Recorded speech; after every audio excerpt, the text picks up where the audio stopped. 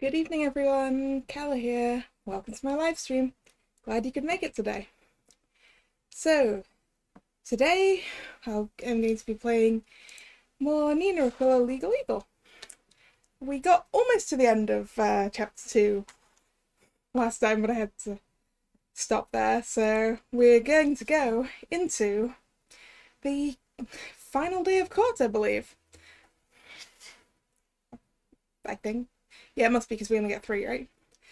I don't think we're going to have any dueling this time, maybe. Hi, Kevin. I did that the wrong way around, but hey. Alright, so...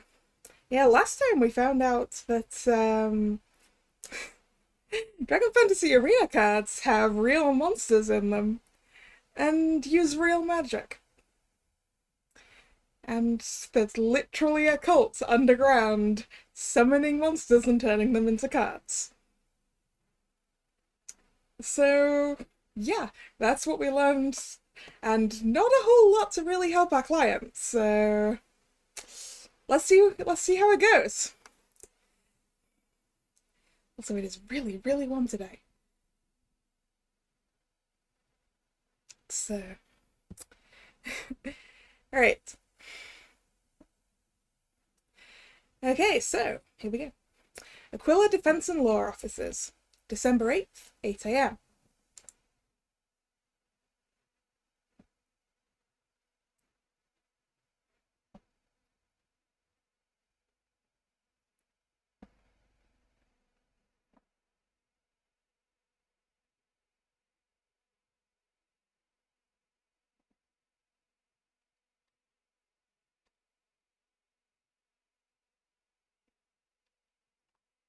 Getting up in time for court is easier when you haven't really slept. Oh yeah, we also met a weird guy last night who gave me a card that he says will help. Anyway, all that way last night for a trading card. Rare or not, I don't see how that could possibly help Terry. And Dylan. No time to worry about that now. Let's get to the courthouse.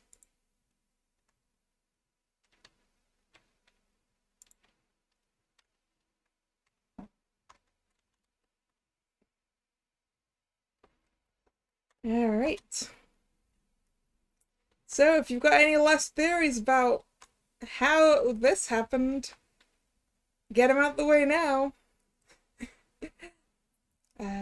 District Courthouse, Courtroom B, December 8th, 8:54 AM.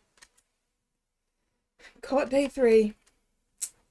In accordance with the 3-day statute, I will render a verdict at the end of the next trial day. The Silver was murdered, and your client was found standing over his body. These facts have not changed. It's going to end here, one way or the other. Alright, let's get to the bench. Miss Aquila. Chad. Burn some calories with all that running around yesterday? I said, I heard you. Do you think you're funny, Chad? I like to think I'm, because you aren't. All rise for the Honourable Judge Tawney. Hey, where's Dylan? Dylan, why are you late? Please be seated. We are assembled here today for the 3rd day of trial of Terry Scrub, who stands accused of murder in the 1st degree. This will be the final day of... Looks like Dylan didn't turn up after all. Can't say I blame him. It isn't easy watching your friend be sentenced. And I snapped at him. That probably didn't help. Miss Aquila.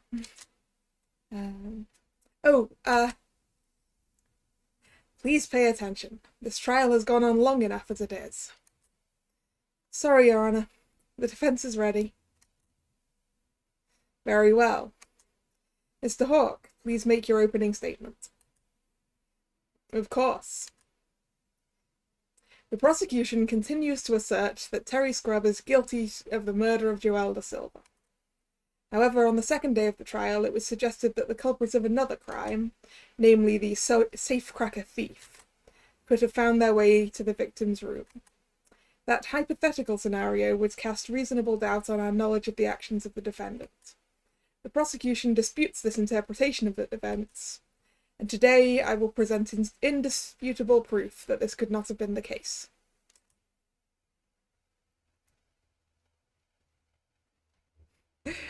What if she uses the card? You think Grandpa's stealing the card, huh? Indisputable proof that the thief wasn't involved in the murder? What do you have, Hawk? Thank you, Mr. Hawk.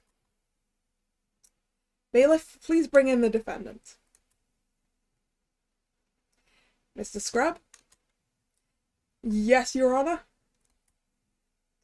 Just like our last day in court, at this time I must ask, have you reconsidered your plea? Well, I mean, if you are willing to end these proceedings, I may be inclined to show you some leniency.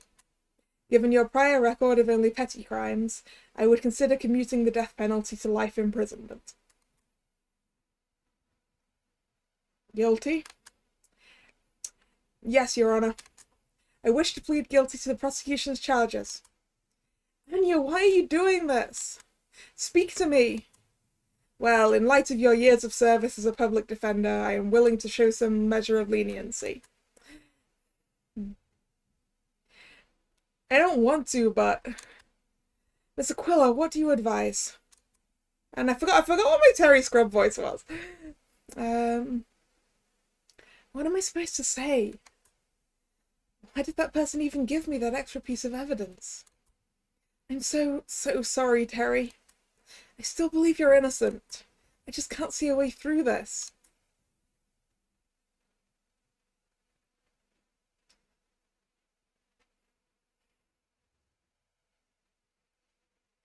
I object. Hi, Dylan. Terry, you know you're innocent. Give Miss Aquila a chance. Dylan? Right here, boss. And I brought help. Be strong, Scrub. Miss Aquila believes in you. We all do. Maybe he really is innocent. Surely he isn't going to change his plea. I don't know. Is that still a Faraday and XL raise? Order in the court. Your Honor, I did not kill Joelle da Silva. I will plead my innocence until the very end. Very well, Mr. Scrub. The court recognizes your plea. You and Nina are all I've got, so make it count. D-bro. Aw, happy Dylan.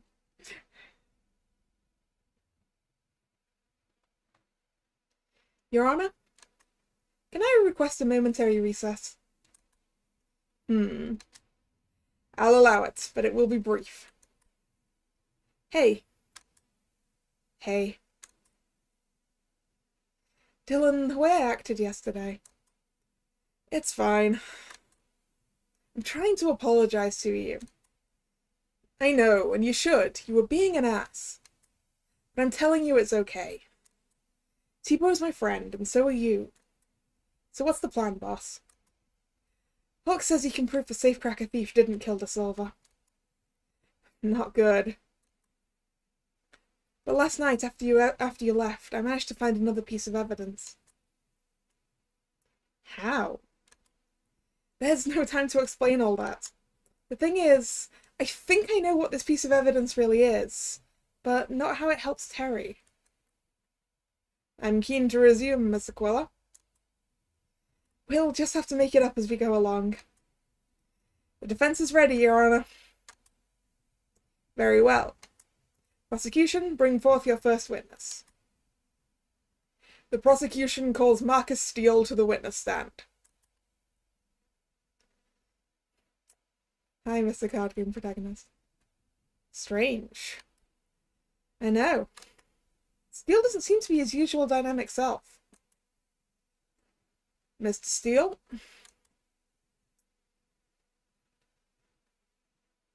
Mr. Steele?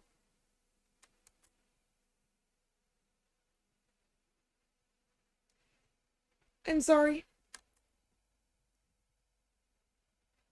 What was that, Mr. Steele?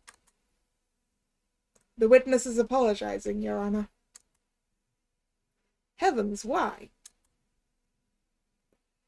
Because Marcus Steele wishes to admit to a crime.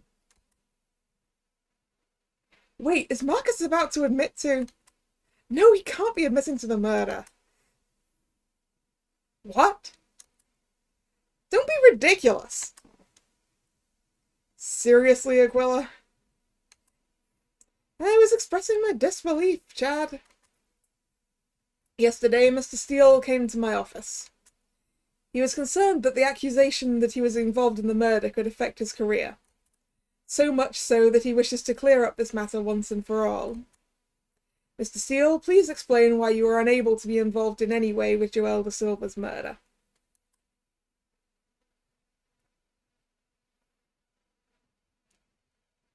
I came to the city with one goal, to defeat the Sinister Three, the snooty trifecta at the apex of competitive DFA.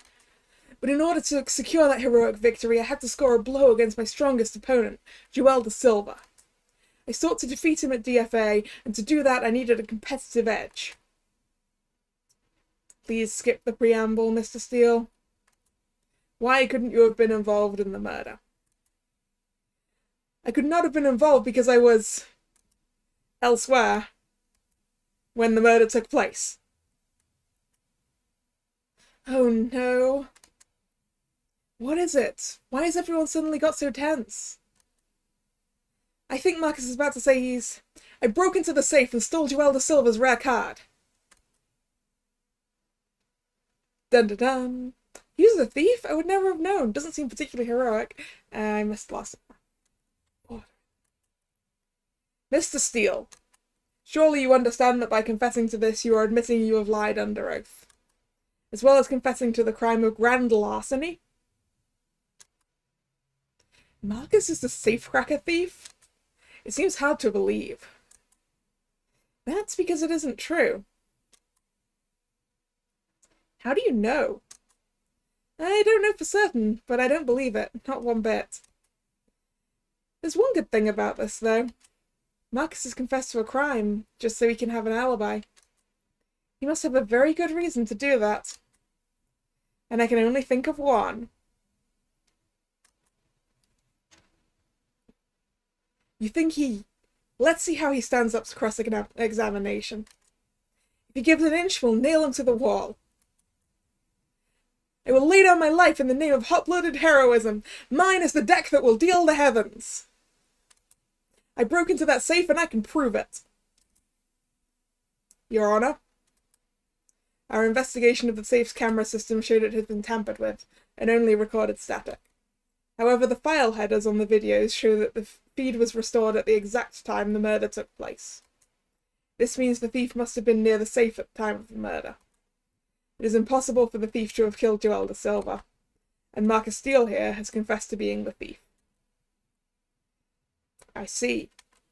Shocking though this new revelation is, I find your logic difficult to dispute, Mr. Hawke. Mr. Steele, the court recognizes your confession of guilt, and we will deal with your transgressions at a later date. For now, are you prepared to make a formal statement? Ready and willing, Your Honor. Alright. What's Marcus going to tell us? Witness statement. It's true, I broke into the safe. I took the Silva's rare card, which I found inside. It took around a half hour. I didn't realize the Silva had been murdered until later that day. Very well, Miss Aquila, you may begin your cross-examination. You're lying, Steele. I don't quite know exactly why, but I'm going to prove it. Cross-examination. Alright, let's press him. Press him on everything. Are you an accomplished thief, Mr. Steele? Well, I'm not just a pretty face. My career background before streaming and before DFA was in microelectronics. I performed factory assembly of electronic components, soldering, that kind of thing. Really? The witness's former profession is beyond contention. I looked into this when he first came to me. Marcus Steele is an expert in microelectronics, even extending to computer control systems such as for the safe. Chad's belief that Marcus could have done it seems sincere. Best to move on to another topic.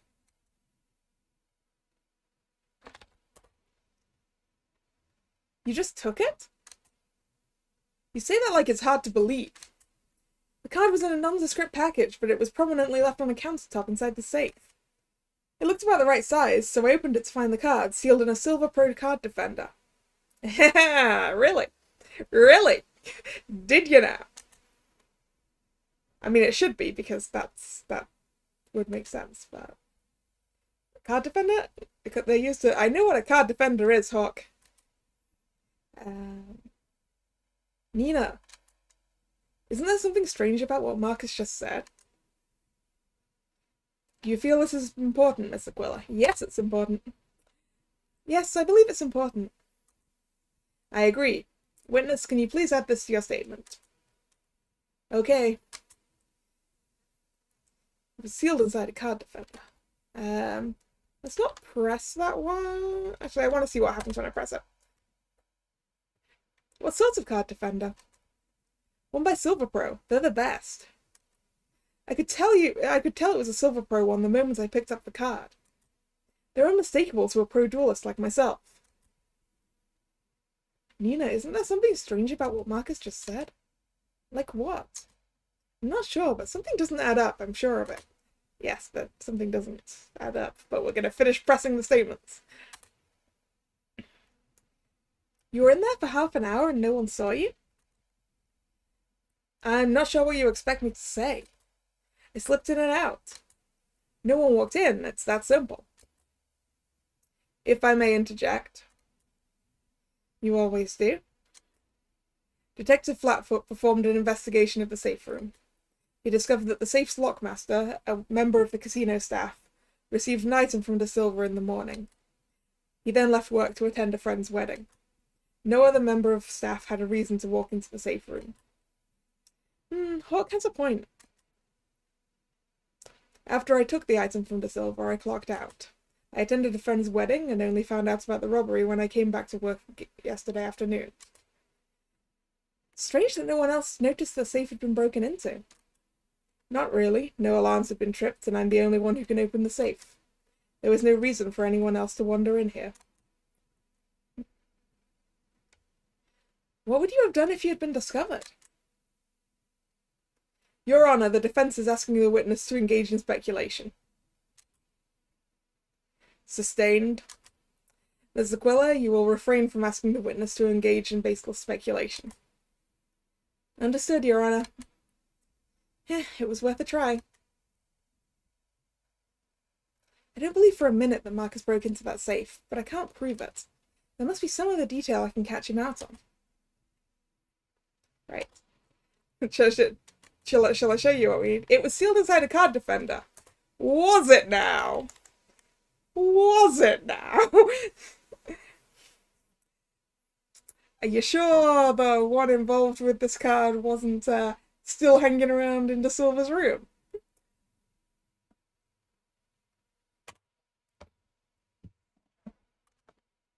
Marcus, if you please, could you describe how a Silver Pro card defender works? Of course. The card defender is like a sleeve. You insert cards into them to prevent the cards being damaged during play. They come in various colours and designs, but the base version is transparent and has a glossy finish. Glossy? And DFA cards are normally matte, are they not? They feel slightly rough to the touch. That's right. Here goes. Deep breath. Mr. Steele? Yes? You're lying. What? Really, Aquila? What possible relevances? Your Honor, please examine this piece of evidence. It was found at the murder scene on the victim's desk. What is it? A card defender, Your Honor. To be precise, a Silver Pro card defender. Oh, I see. What? What do you see? She's catching on, Marcus. De Silva's room, the murder scene, was a mess. It looked like someone had been searching for something. Say, perhaps, a particular rare card? But the card wasn't there. De Silva had already taken it out of its card defender and sent it down to the safe. And he left the defender on his desk. Don't be ridiculous. The entire room, including that piece of evidence, were extensively tested for fingerprints. If De Silva had removed a card from it... Your Honor, the defence would like to remind the court that many people present at the casino were wearing card-handling gloves that prevent fingerprints. Regardless of that, Your Honor, any card could have been in that defender. It could even have been a spare. Admittedly, that's true. But I put this to you, Hawk. Isn't it unusual that, at the murder scene, we found one single empty card defender? And even if it was a spare, why just one? They're sold in packs of 100. Surely even you can concede to that. Yeah, there should be more than one spare. You always have more than one spare. Well, it must have just been a spare. Because I'm telling you, I stole the card. He's hiding something, and I'm starting to think I know what. I keep thinking of what Ramius said. Most people can be manipulated given the right circumstances. I don't know much about Marcus. How could he be coerced? But who in their right mind would blackmail Marcus into killing Joel de Silva? Something here doesn't add up. Do you have the card? What? You say you stole the card. Do you have it right now? Good question, Dylan. It's a reasonable question, Steele. Put up the goods, Steele. Rosenial thirsts for the card, Marcus. Order. Order in the court. Mr. Steele, in the interest of keeping these proceedings on track, do you have the card in question? I do, yes. Wonderful. May we see it? I would prefer not to reveal it, Your Honor. And how can you justify that? Out of respect for the memory of Joel de Silva. You literally stole it from him, dude! What kind of respect? You hated him! You just don't understand a duelist's pride! I disliked de Silva and all he stood for, but I respected him as a duelist. Oh, spare me. Seems like we're in trouble. We need Marcus to reveal the card he has. I think that problem's about to resolve itself.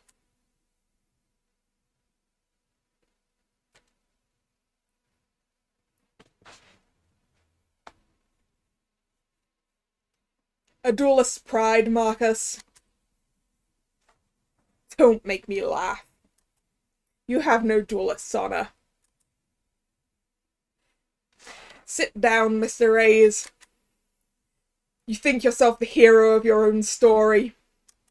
Sneaking around, stealing cards. Don't push me, Axel.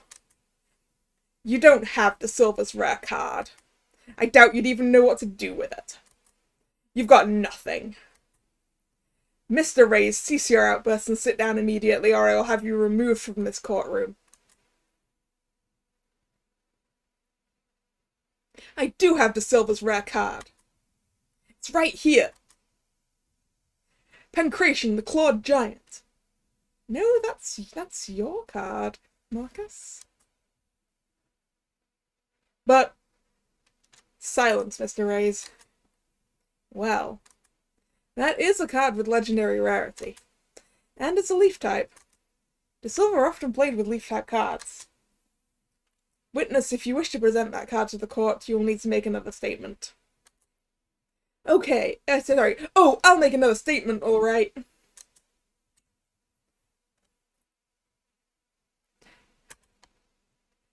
I didn't want to ruin De Silva's intended last surprise, but... Here's the card, Pancration, the Clawed Giant. De Silva must have been worried someone would try to steal it from his room. Very well, Miss Aquila, you may begin your cross-examination.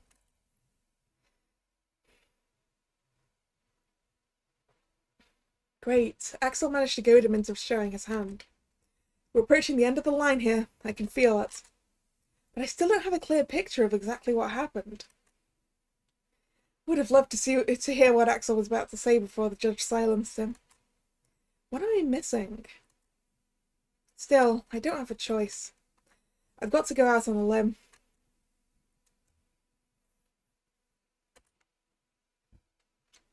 Alright, press time. I'm certain it's just tearing you up inside. Your Honor, the defense is badgering the witness. Sustained. Please refrain from personal attacks, Miss Aquila. Ah. Yes. Why would Joel De Silva keep that card secret? Well, it's extremely rare. De Silva had many of the rarest cards around. Easy when you're a billionaire. Duelists always want to surprise their opponents with powerful cards. Maybe he was waiting to reveal it in the final?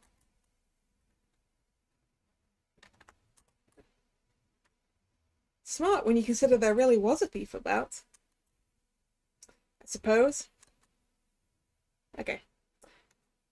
Card that Max revealed is rare, but sure, but I can go one rarer. Time to go out on a limb. Alright. Alright, it's time to show off our hand.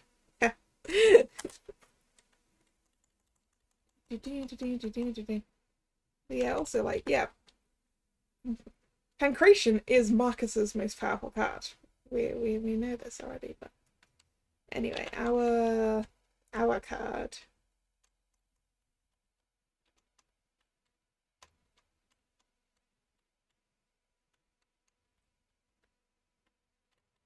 The Black Lily. The text claims it can do what?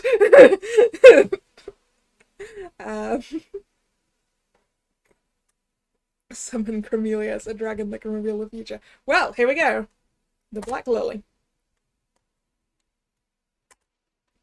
Mr. Steele, I'm sure the court has been very impressed with your desire to come clean about stealing that card. I may have done it for heroic reasons, but I still felt bad, you know? I'm sure it does. And that would be admirable. Were it not a pack of lies. Your Honor, I must protest. Miss Aquila has offered no concrete evidence to suggest that the witness is lying. Your Honor, I wish to present a piece of evidence to the court. But following the precedent of Jackson versus Reyes, I must insist that this evidence does not leave my possession. Your Honor, surely you won't entertain... Miss Aquila, I'm sure you are aware that your particular precedent can only be invoked if the evidence in question is a valued possession that is of direct relevance to the pursuit of justice. If this evidence is not definitive, I will hold you in contempt of court. Are you certain your evidence is definitive? Well, no, but yes. It is, Your Honor. Marcus, you're lying. No, I'm not. Yes, you are. You didn't steal that card from the safe. I know that because the card that was in the safe isn't in your possession. It's in mine. Your Honor, a third party who will remain anonymous handed me this card last night. This is the card that was stolen from the safe, the Black Lily. Is that it? That's it. That's De Silva's secret supercard, I'm sure of it. Heavens, is it valuable? Inconceivably. If I could interrupt. Before you get too carried away, Aquila, you have no proof that this card was, in fact, De Silva's rare card. But Axel, Mr. Reyes merely expressed his opinion. Remember what he said during our previous day in court? I came to defeat Joel De Silva and his secret, as yet unseen, rare card. Mr. Reyes has already admitted that he does not know precisely which card De Silva was hiding. He's right. I don't doubt Mr. Reyes' expertise, but it doesn't change the fact that De Silva's card was a secret. No one present in this courtroom can genuinely say they know what it was. You say a third party gave it to you, but it would be improper to call that proof. Plus, this line of discussion does nothing to suggest that Mr. Steele had anything to do with the murder. It merely shows he was not at the safe. Yeah! So unless you can suggest a witness who can make a statement to that effect, I find this tangent entirely redundant. But I got so bogged down in proving Marcus was lying about his alibi, I lost sight of the reason we're doing this. Proving Marcus's alibi was flawed isn't going to be enough after all. I need to connect him to the murder scene somehow. Miss Aquila, I believe you are sincere in your desire to help your client. But you have made an accusation, and your evidence is suspect at best. This seems to be a great waste of the court's precious time. What? Am I really that far off base? Things seem to be going so well. Oh no. It's all happening again. In truth, I find your wild accusations unbecoming of a defense attorney. Anya Miller would never have. Hey! Anya isn't here, Hawk. Dylan? Nina is. She's a great defense attorney. You can do it, Nina! A duelist never backs down. Come on, Nina. Remember what I said? This isn't about Anya or what happened before. This is about the here and now. You're a bona fide legal eagle, and I know you can do this. I know that you know it too. I just... Screw it. I'm sick of this. I'm good at what I do, and I'm gonna prove it. Time for one last mulligan on this hand. Alright. Think, Nina. The idea of hiring or blackmailing Marcus to kill De Silva doesn't hold water. Now, Marcus is claiming to have stolen a rare card as an alibi. It works too, because Marcus has a good motive for wanting the card, but a poor motive for murder. No one has a motive for murdering in De Silva, or at least not a good one. We need a theory that fits the facts, so let's flip our base assumptions and see what we get. This all came about because of De Silva's death. So our most fundamental assumption is that De Silva's murder was the reason any of this happened. But the presence of a safecracker thief and what Marcus said to Ramius even, no. What backwards? Ramius told someone De Silva had that rare card. That was the catalyst for the sequence of events that led to De Silva's murder. I like that the back of the card says Brotherhood on it. Like it literally tells you who made them. What if the card was a target all along? Maybe De Silva's death wasn't even meant to happen. That means Marcus was never blackmailed into killing De Silva. He was blackmailed into getting his rare card. DFA players exchange rare cards when people win or lose. What if that was Marcus's plan, to beat De Silva and take his card? But the DFA arena wasn't set up on the day De Silva was murdered. Marcus would have had to duel De Silva somewhere else. Somewhere private. Like De Silva's hotel room. So after Terry played De Silva in the hotel lobby, Marcus goes to De Silva's room. He gets there quickly, due to having a stairwell pass. They play DFA. Marcus, against all odds, wins his game with De Silva. He asks for De Silva's rare card, but De Silva doesn't have it. He's already placed it in the safe. Marcus must have been furious. De Silva gives him that clawed giant card instead, which Marcus tries to trade with Ramius the following day. Then...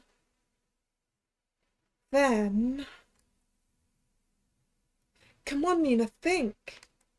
I can picture them. Facing each other. The game's just ended. Cards are strewn over the table. Their monsters are still summoned from the game. Summoned monsters. Summoned monsters! That's it! You want proof, Hawk? Then I'll be more direct. Marcus. Yeah? What's this all of a sudden? Under oath, did you kill Joel da Silva? Ha! Did you ever see da Silva? He was a man-mounted, a bodybuilder. I never laid a finger on him. I thought you might say that. Fortunately, there was one other witness who was part of the events on that day. Preposterous! The prosecution accounted for every person on site at the hotel. Every person, maybe. But not every witness. What? Sorry, Ramius, but there's no other way. Shake yourself before you deck yourself, Steele. I cast the Black Lily and summon Chromaeus, Dragon of Foresight. In the middle of the courtroom. I will have order. That's brutal. That's a dragon! Miss Aquila, you will explain this at once. Your Honor.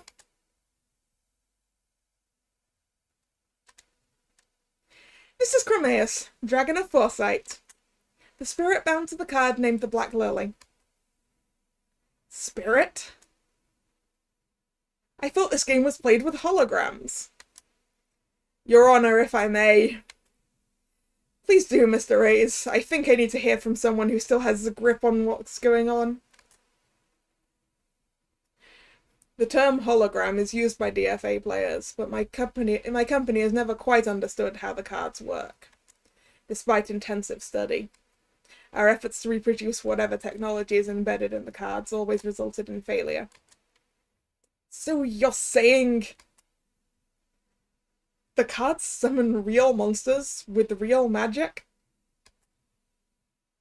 That seems to be the inescapable conclusion. There are, after all, various forms of practical magic, though they usually require years of training to master. Chromaeus! Oh boy, we need a new voice. We need a voice for a dragon. Yes, summoner. You are said to be the Dragon of Foresight. Why is that the case? I am gifted with divine foresight. You can see the future? In a manner of speaking. For instance, the man behind me is about to say, surely... That's not... possible. My predictions of near-future events are flawless, though the farther into the future I peer, the less firm events become. So the distant future is less reliable? Yes. I see. I tire of this plane of existence. I will answer you 3 questions, and 3 questions alone. Make them quick. Did you foresee Joel da Silva's death? Yes, I foresaw that he would be killed in an argument over the possession of my card, the Black Lily. In an attempt to circumvent this, he said he would move my card into safekeeping. However, I foresaw that this would not prevent his death. Every path I could see ended in darkness. He asked if there was anything he could do that would meaningfully modify future events. I advised him to remove my card from its card defender, as I could see this affecting the future in some way, though the exact reason was unclear at that time.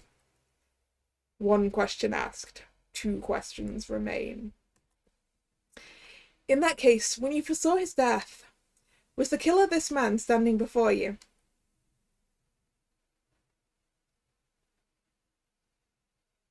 No. So that means... Wait, what? I do not see the killer in this room. 2 questions. You may ask 1 more. Problem with your pet dragon, Aquila? Give it a rest, Hawk. Think, Nina. I could ask him if Terry did it, but even if he says no...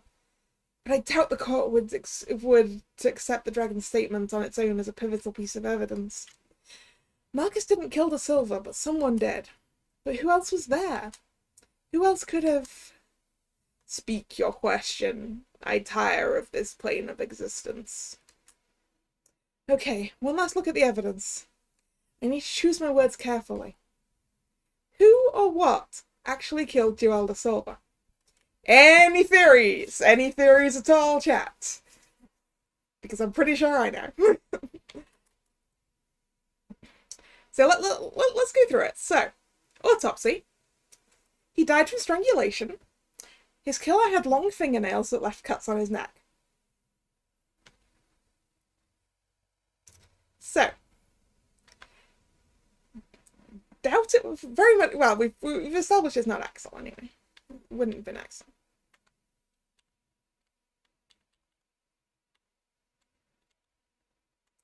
So, the maid, probably not. Terry, we're working on the assumption that Terry didn't do it.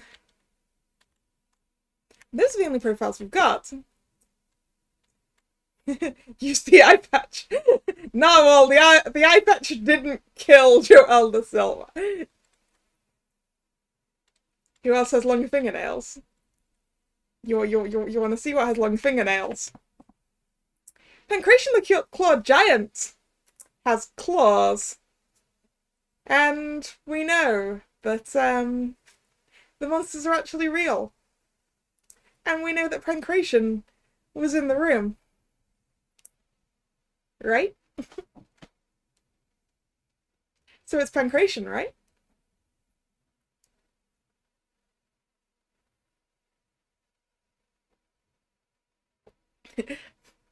Just because the eye patch has a strap doesn't mean it can strangle him. He's a massive bodybuilder. So, who or what actually killed Joel De Silva? Acting under whose orders? So who was ordering Pancration? Well, it's going to be Marcus, right? Dylan, Axel, Stella, Marcus, Chad, Anya. Marcus. Yep, the dragon did say the person was not in the room. Why did they do it? What were they trying to gain? So they've got to be trying to gain the Black Lily, right?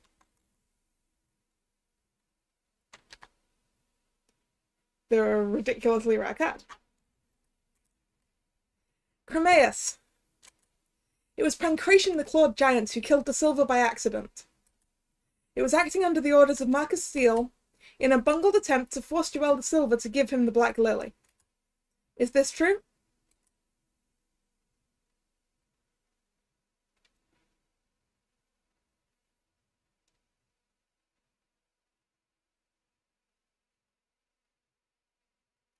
What you have said matches the events I foresaw. And it's gone. Ha! Are we really going to believe this? The word of a magical dragon summoned from a children's trading card? The court respects only one thing, evidence. I doubt there's a single shred of evidence to support this cockamamie theory that the victim was killed by a monster summoned from a card game. There's got to be a piece of evidence that proves De Silva was killed by the Clawed Giant. The autopsy.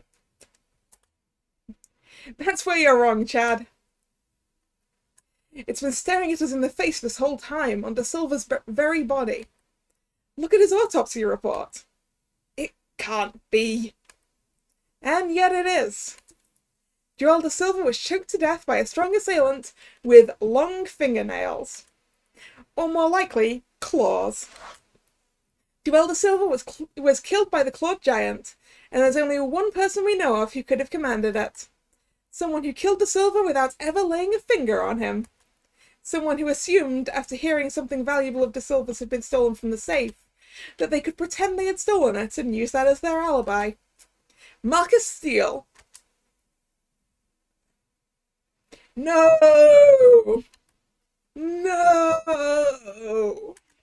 No! It's not gonna end like this! It won't! I won't let it! No one will stop me from becoming the very best! I summon Pancration the Clod! I summon my fist into your face. 52 card pickup. Well, probably not 52. 50 or 60 card pickup. No! My cards! My precious, precious cards!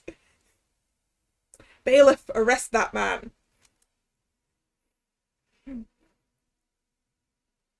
This has certainly been an eventful few hours. Mr. Hawke, has Marcus Steele been taken into custody? Yes, Your Honour. We plan to pursue charges of murder, attempted grand theft, and perjury. Though there's something I fail to understand. What put Marcus up to the task of killing Joel Da Silva? Who convinced Marcus to try to take Da Silva's card? Ooh. Who? F? F. Your Honour, the defence believes that Marcus was coerced by an unknown agent to enter the tournament. He was hired to murder Da Silva, but who would do such a thing? Steele isn't exactly an imposing figure. It is customary in ranking DFA duels for the winner to take a card from the loser. Correct. I suppose this was the plan. There was nothing illegal about it. Steele went to Da Silva's room and beat him at a duel, but Da Silva had already sent the Black Lily down to the safe. Steele attempted to use his giant to force Da Silva to cooperate. Then the victim's death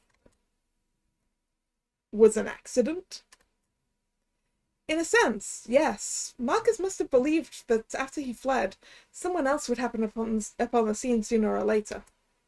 Had Marcus had a less, exuberant personality, he could have just laid low after he left the scene. But Marcus is such a larger-than-life person that if he'd quietened down, that would have looked suspicious. Instead, he had to play the role of celebrity duelist to his best ability and pin the blame on someone else. Some of this regarding Steele's motives is speculation on my part. However, the defence asserts that this casts the prosecution's case over Terry Scrub into question, and therefore serves as a source of reasonable doubt that Terry was even involved. The defence rests. Did we just... wait for it? In that case, all that remains is for me to render my verdict, unless Mr. Hawke has any closing remarks. I do not. Ooh.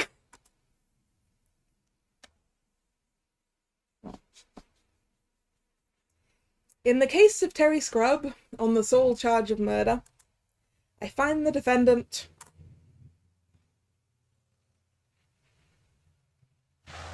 Ta-da! We did it!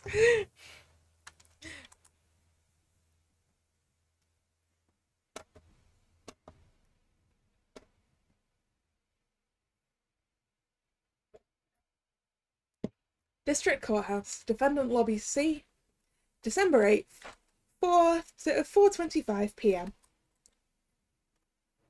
Miss Aquila! Dylan!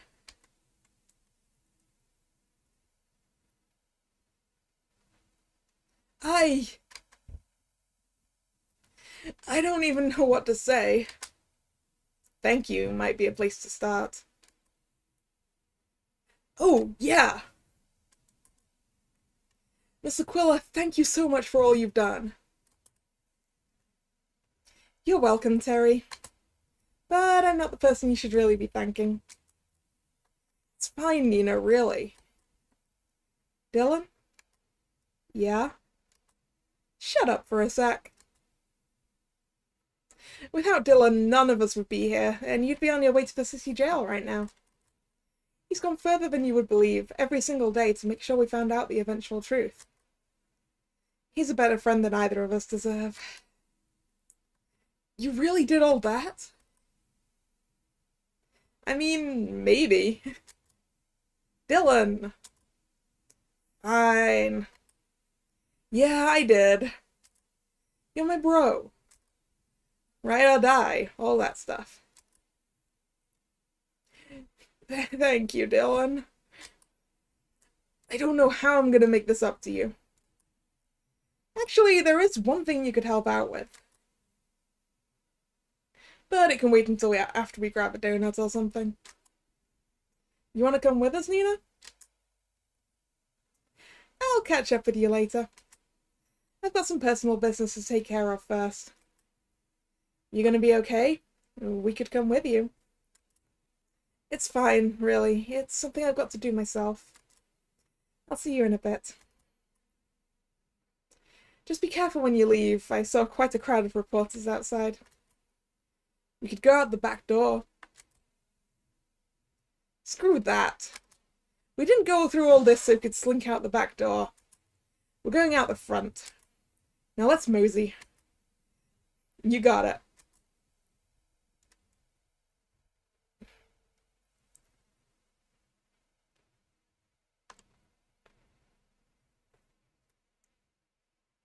Woo. What a nice picture.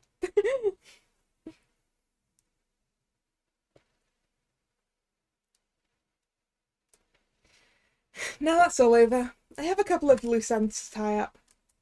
I need to go return this card to the person with the mask, and then...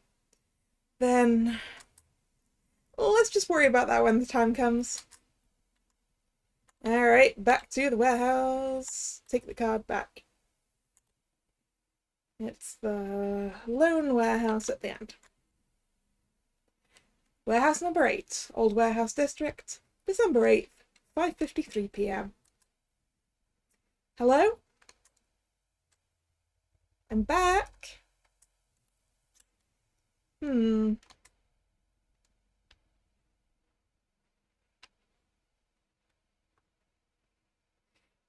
Aquila.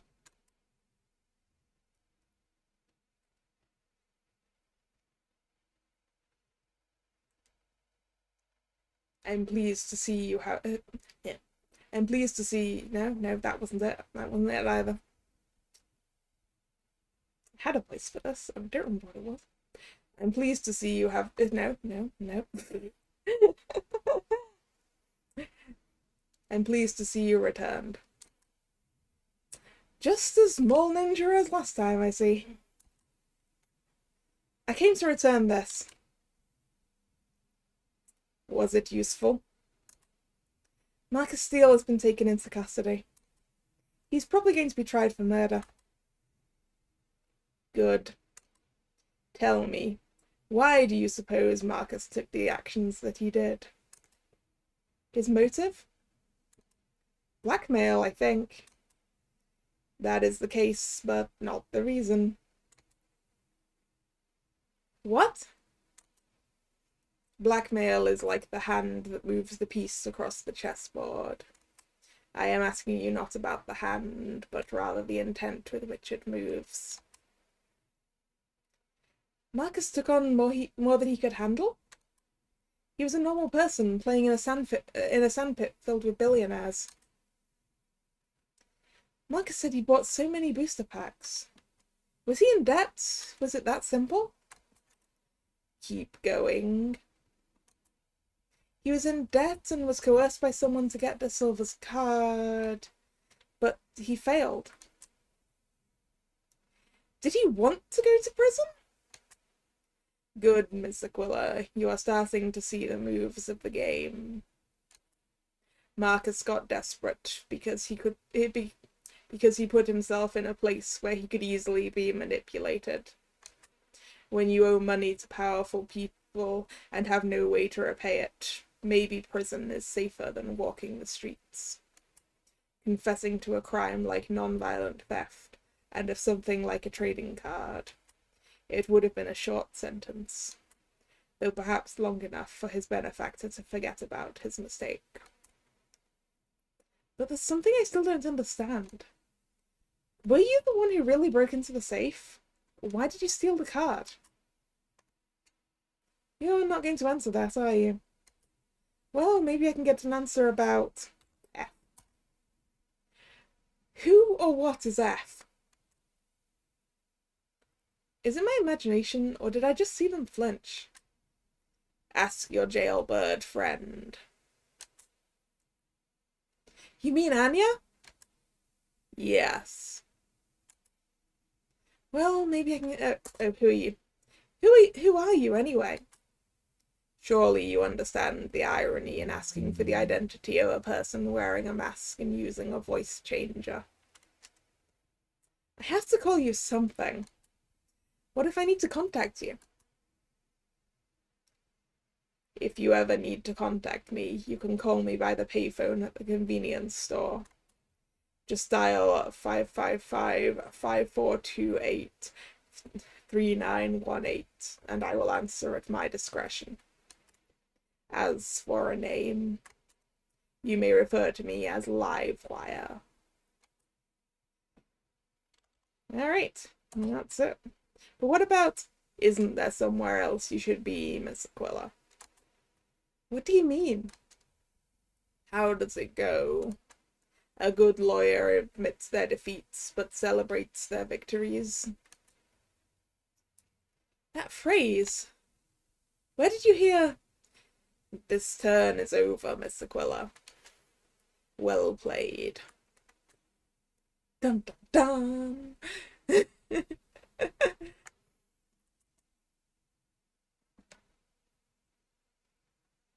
Livewire, huh?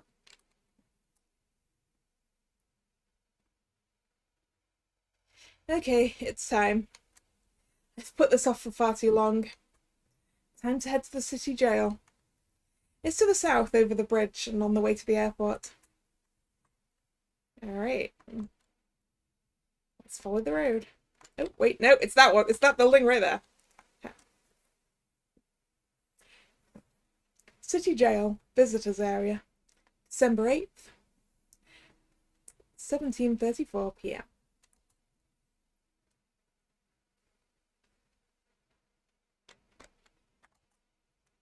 Hey, did you want something? No, hang on. Aren't you the bartender from the casino? I work several jobs, but yes. What's this shiny thing? Okay. They sound like they're having a pretty intense conversation. Best not to interrupt. Okay, same there. Alright, I guess I'm sitting here. It's okay. I can do this. I think.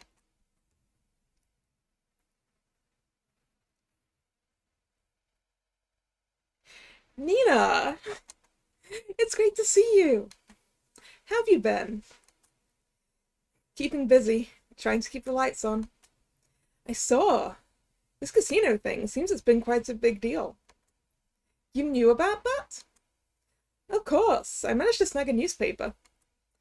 If you've been working cases for the last few weeks, it's no wonder you haven't been able to visit before now. Yeah. That is why you haven't visited, right? Why did you plead guilty at the trial? Phew, I actually managed to say it. Nina. We are not having this discussion again. Again?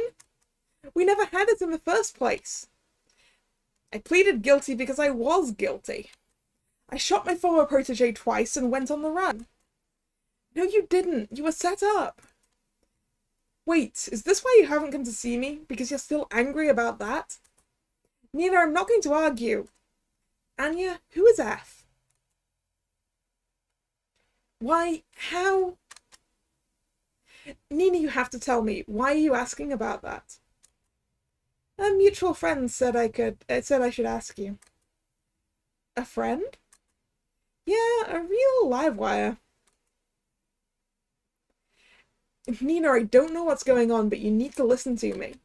You're getting mixed up in something much bigger than you realize. I knew it. This is it, isn't it? This is why you pleaded guilty at the trial. Drop it! No.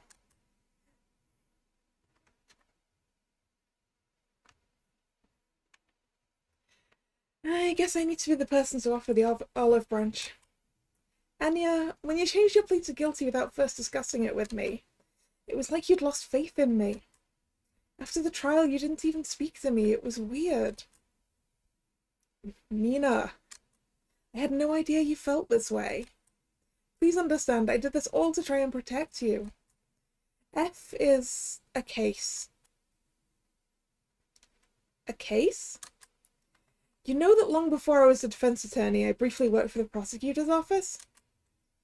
Yeah, you told me that not long after we first met. This case is from back then. I've been looking into it on and off for a number of years alongside some help. What sort of help? An anonymous source. I suspect this is the same mutual friend that you just mentioned. But no matter what we did, we never managed to find any concrete leads. The evening I was arrested, my former protege asked for me to come over, and I thought she might have some info. You know the rest. Nina, I'm sorry if what I did hurt you. If it's any comfort, just know that this whole business cost me one protege. I'm not sure I could bear it if I lost you too. But who is doing all this? What do they want? Not now. I've already said too much. But what you've said suggests I failed, and now you're part of this. Maybe you always were.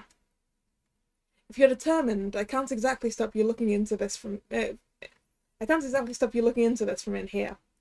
Just remember one thing. What? That person you spoke about? The one you said was a real live wire? When it comes down to it, never forget. No matter how useful a source they might seem, they are not your friend. I won't forget. Also, I'll visit again. Sooner this time. I look forward to it. One more thing. Could you bring me a bag of gorditos? Gorditos? Yeah, it's weird what you miss. I'll bring you a whole bag of junk food, assuming I can give you it. See you. That went... well? Okay, time to head back to the office. Yeah. That's impossible. Sorry, but I don't know what to say. He sounds upset about something. My notes say that Jackie Marsden passed away several weeks ago. But how? She was the picture of health. Sir, I apologize if you find this distressing, but she committed suicide. She was found hanging in her cell. Her family would have been informed by the coroner. I'm not family, I'm just a friend. Jackie Marsden? The same Jackie Marsden who tried to burn down the campgrounds? She's dead? I'm just gonna go. Look, it's not my business, but are you gonna be okay? Yeah, I'll be fine. It's just a lot to take in. Ooh.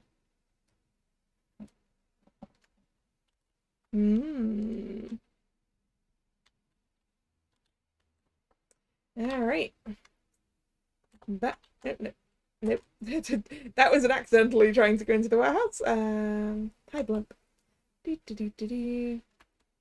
Home, home, home, home, home. Going home, home. Aquila Defense and Law Officers, December 8th, 7:38 p.m.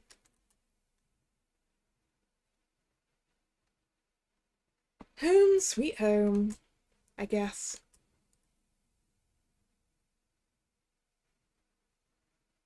And the lights have gone out on the landing again. Seriously, this place is falling apart. Hopefully it's just a tripped switch.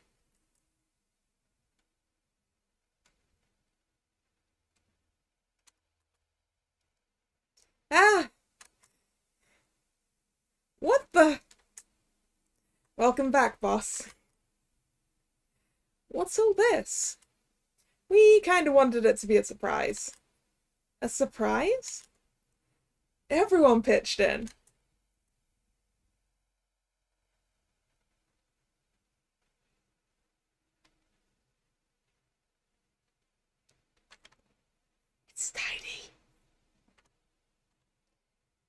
You moved the boxes?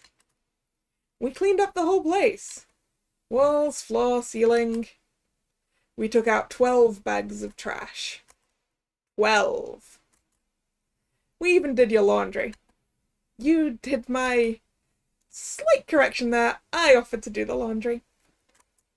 Though I've got to say, you have surprisingly good taste and we are not having that conversation.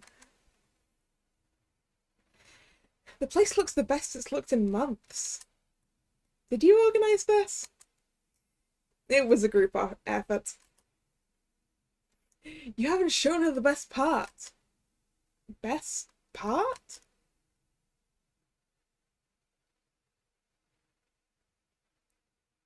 A privacy screen?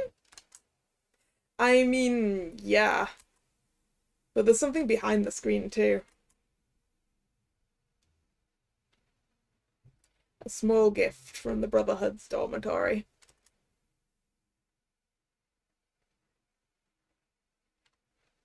Ta-da!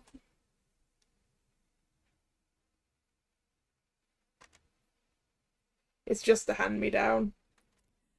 I love it. Thanks, Dylan. This means more than you could know. Thank everyone else, too. You can do that yourself. We were thinking of heading out to grab some dinner, you know, to celebrate. You want to come? Sure. I'll wait for you by the door. Catch up with everyone else, then come speak to me when you're ready to go.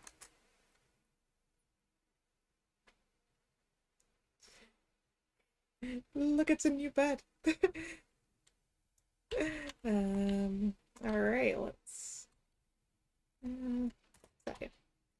How's Rosenial? He slumbers, for now. I hope you understand I never meant to cause trouble for either of you. I know, but I've had time to think things through. There was never going to be a good time to tell the board about our relationship. But I love Stella, and I was growing tired of not being able to express that. You old romantic. Maybe you should even thank me. Don't push it. What's next for you? I'm still wondering about that. To be honest, I spent the last few days trying to avoid thinking about the future. In a way, this feels like a dream. I assure you, it's real. Let's get up to Stella. What's next for you guys? My private jet is landing at the airport tomorrow morning. We need to go see Joel's lawyer. Apparently, we're both in his will. It's so sad how he died for no good reason. I'm not sure there are any good reasons, but I get what you mean. He would have wanted the two of us to be happy, and I think we're going to be. Aren't you going to sue me? I broke your NDA by summoning Chromaeus in the courtroom. Are you kidding? Do you have any idea how many people have made pre-orders for the next expansion in just the last few hours? Plus, you got me in touch with Axel Reyes, who has big plans for his smartphone version of DFA. We'll need to relocate our sanctum to another city, but it'll be fine. Good for him. Alright, Dylan. Are you ready to head out? Yes. You know, after all this, there's just one thing I don't understand. What's that? So, Marcus accidentally killed Joel da Silva, but he left the room and just assumed someone would come by to take the fall? Yeah, I was thinking the same thing. It seems like he was leaving a lot to chance. Wouldn't it have been smarter to try to make sure someone came to the room right away? Was there any evidence that Marcus tried to make Terry visit Da Silva's room? Yes. This one. I think Marcus knew that Terry would go to Da Silva's room. How? Read Da Silva's Bleater post. We've all read it many times. He's saying what he thought of Terry Scrub. Are you certain? Read it again. Don't know what that Scrub's problem was. I'll make sure he never plays on the pro circuits again. Scrub. lowercase s, and only one b. A typo? Autocorrect? At first I thought so, but after what Stella said yesterday, the phrasing does seem out of character for him. I started to think this was more significant than that. We know that this was posted very close to the time of De Silva's death. I don't think De Silva wrote that post at all. You think... That's right. I think Marcus saw Terry's earlier game with De Silva from a distance as he arrived at the hotel. Then, when he needed a fall guy to take the blame for De Silva's murder... I get it. Marcus didn't know Terry's name. That's right. Scrub, in gaming culture, refers to a salty competitor who talks a big game but lacks the skills to back it up. De Silva knew Terry's name. He'd spoken to him. Like Stella said, to use a term like scrub was out of character for him.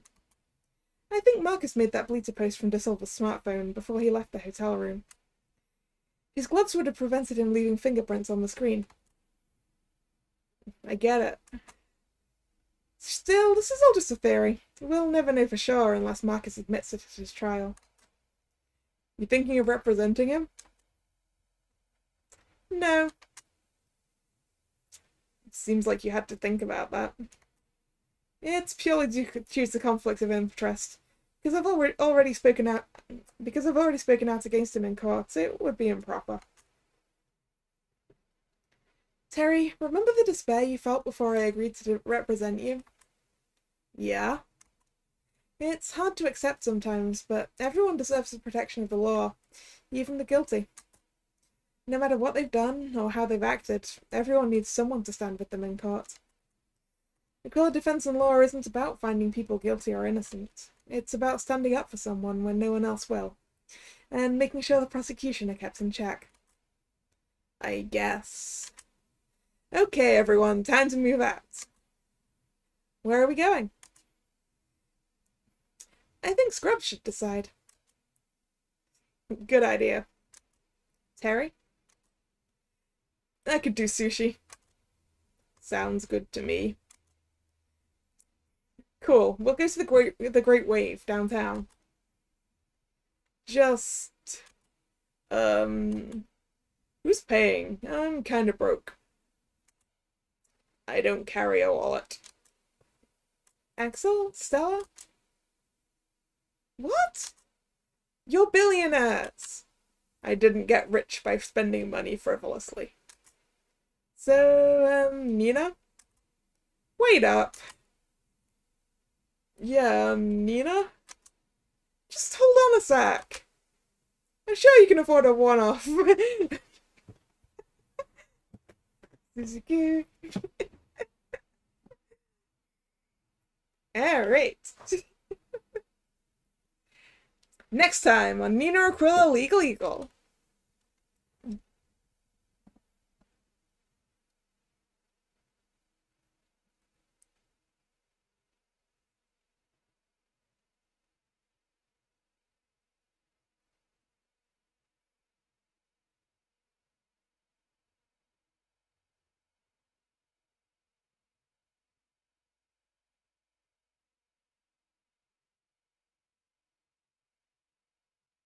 See, what did I tell you? The race isn't over yet. They're coming up to the 4 hairpins. It'll be fine. No one ever beats Ryoko on the downhill. No one.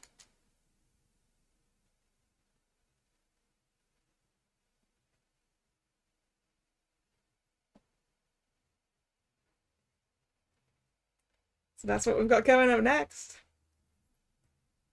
Hey Dylan, Wardrobe told me to deliver this to you. Is that?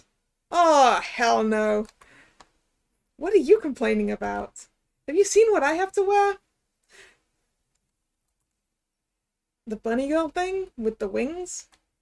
Yeah, with the wings. Wanna switch? Just put on the uniform. Yeah, initially. Where did they even find one of these in an adult size? You're asking where they bought an adult size school uniform? Because... never mind. Aquila channel.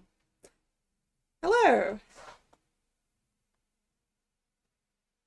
Welcome to Aquila channel, a special viewer-facing segment where we talk to you, the viewer player. Even these segments are a homage to similar skits in Lucky Star, Gunbuster, and Nadeshko. Today we're happy to introduce our new co-presenter, Dylan.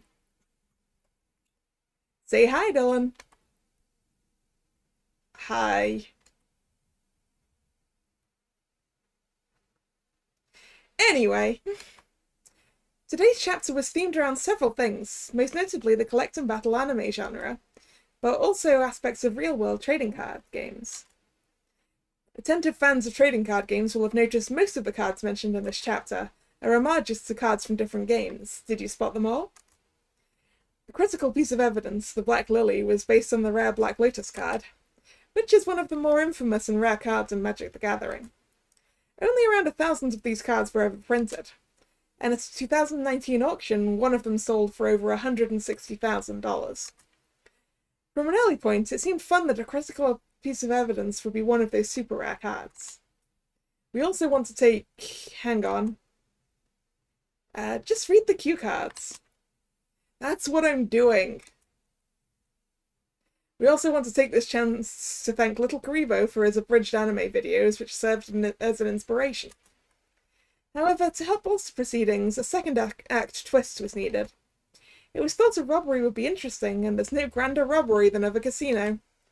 Plus, casinos and cards go together, so it was a good match for the chapter's setting.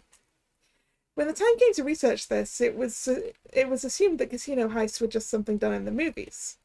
But there have been a surprising number of heists in real life, even if many were not successful. There have been some genuine robberies, where casino patrons have been robbed at gunpoint or similar. But other heists have involved clever patrons finding creative ways to cheat at the tables. In 2004, a group of patrons stole over $2 million from a casino in London using high-tech devices to predict roulette, while a group of students from MIT are believed to have made $22 million over 20 years via card counting. Of course, speaking as a lawyer, what makes this interesting is whether you consider these stealing in a legal sense. That's because they involve people having ways to predict the outcome of a casino game. You can probably see how Chapter 2 came together on paper. Super rare trading cards, collect and battle anime, and casino robberies where people predicted the outcome of games. Chromaeus, an agent who could tell the future, was a way of tying all of this together.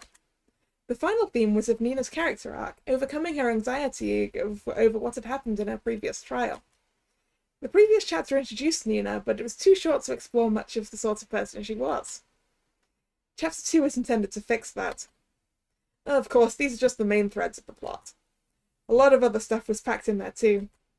If you have questions or want to talk about the themes of this chapter, you can join the Nail Discord.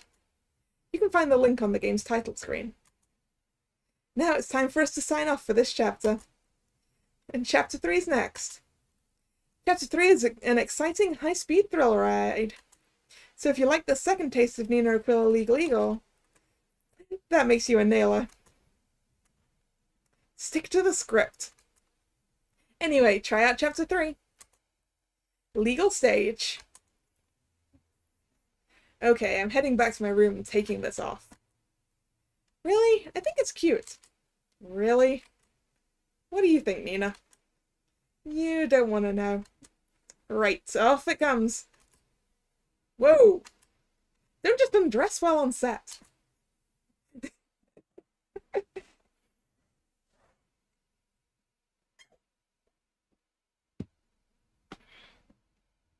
Right. While the credits play, I'm gonna go and fetch another drink.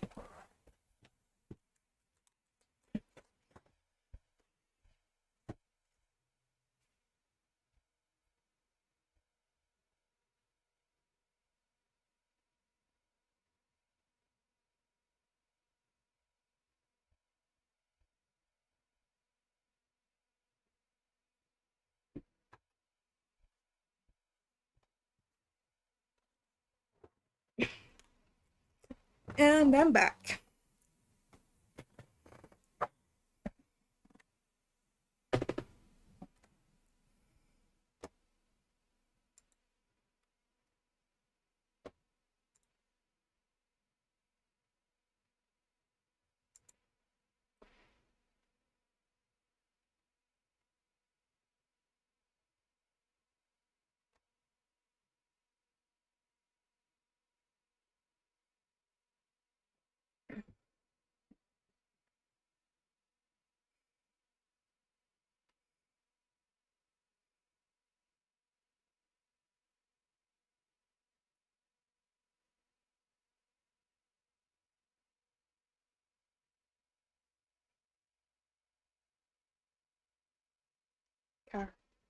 You have unlocked Chapter 3, Legal Stage.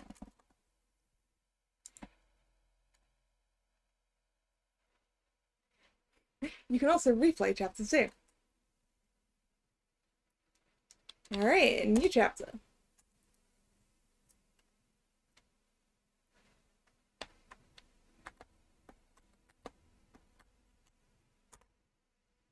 Start Chapter 3, Legal Stage? Yes.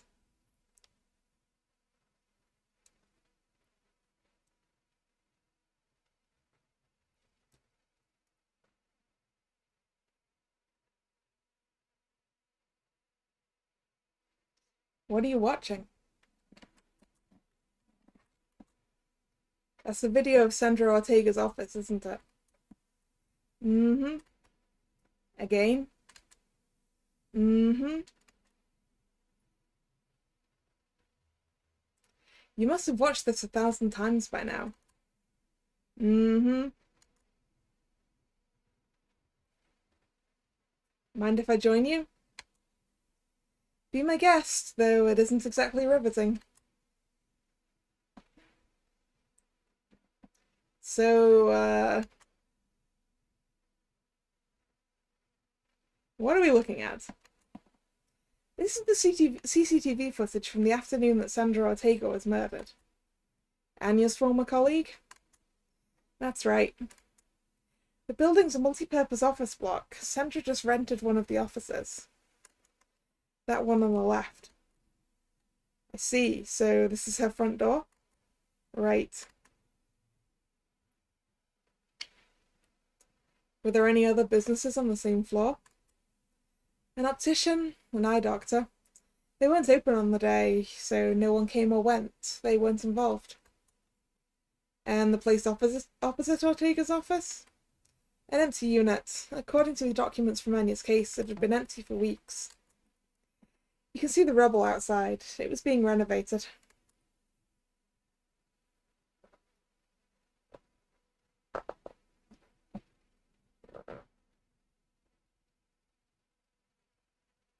Who's that? The janitor.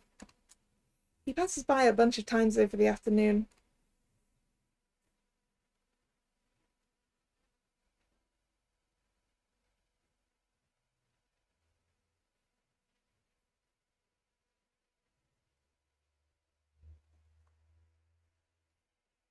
See? Apart from him, no one else shows up. Did he see anything suspicious? No, nothing out of the ordinary. He didn't call the cops? No, the police were tipped off by an anonymous caller. The janitor didn't even know about the murder until the police arrived. We're almost out of time. This is when Anya turns up.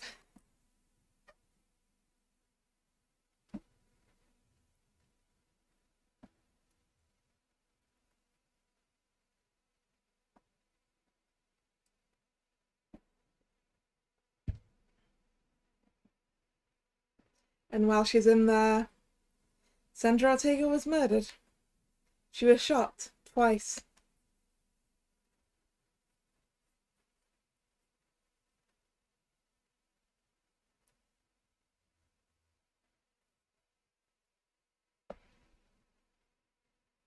Didn't you say she was carrying the murder weapon when Flatfoot arrested her? Mm-hmm. A revolver with a 6-round cylinder, still loaded with 4 rounds. I mean, sorry to say this, but you can see why she was found guilty. Dylan's right. Looking at it with fresh eyes, the implication is as plain as day. What am I missing? If Anya were here, I bet she would spot it right away. Something here can't be right. What really happened in that room? Nina, it's 8 o'clock. Dylan, I can't just... We promised. You promised. Fine, you win. We did promise. Aquila Defense and Law Officers, January 5th, 8 p.m. Terry's looking forward to seeing us.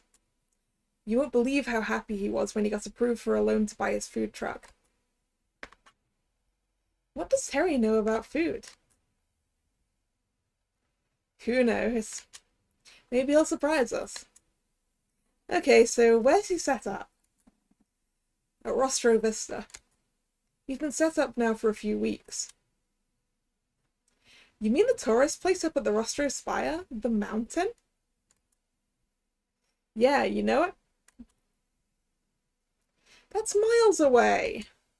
How would you plan on getting there? I don't know, the bus? You want to get the bus, heading up the mountain, into the mountains in the middle of January. I hadn't thought about it that way. Fine, I'll drive. You have a car? You sound surprised. You live in your office. Touché. What kind of car is it? A yellow one? I don't know cars, okay? Same Nina, same.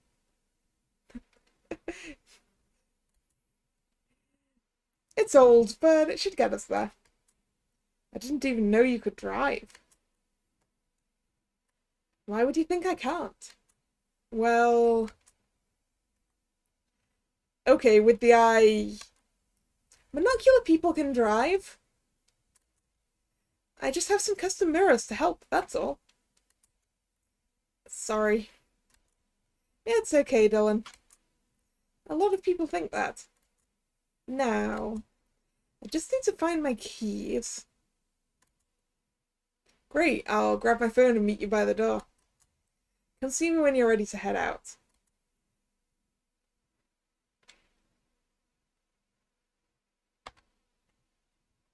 Hey look, we still got our DFA card map. My DFA card set. I got this while we were investigating the murder of Joel Da Silva. You can use this set to replay any DFA tool from the Da Silva case. Do you want to... Not today! we gotta go see the other case. This must be my keys. Gained item, Nina's car keys. Alright, that's probably all we need, right? Look how clean everything is. Are you ready to head out? Yes. Yep, let's get going. Okay, boss. Dylan Merlo has joined your party.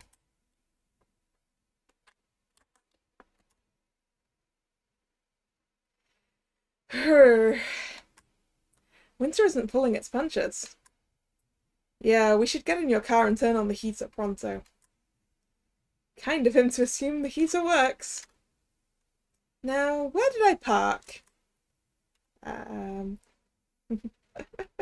It's a good thing you put a pin where you parked, huh, Nina? Here we are. Where did this driveway come from? What? It's always been here. I'm not so sure about that. Either way, it's here now. Where's your car?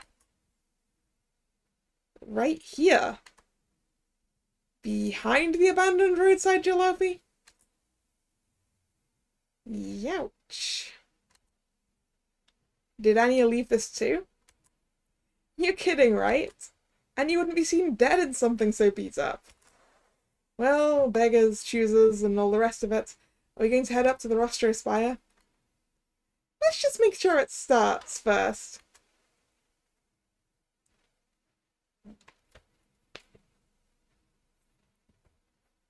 Okay, we're in business. We get up to the Rostro Spire by taking the North Road out of the city. You sure you're good to drive? The snow's pretty bad. You're forgetting something, Dylan. I'm Canadian.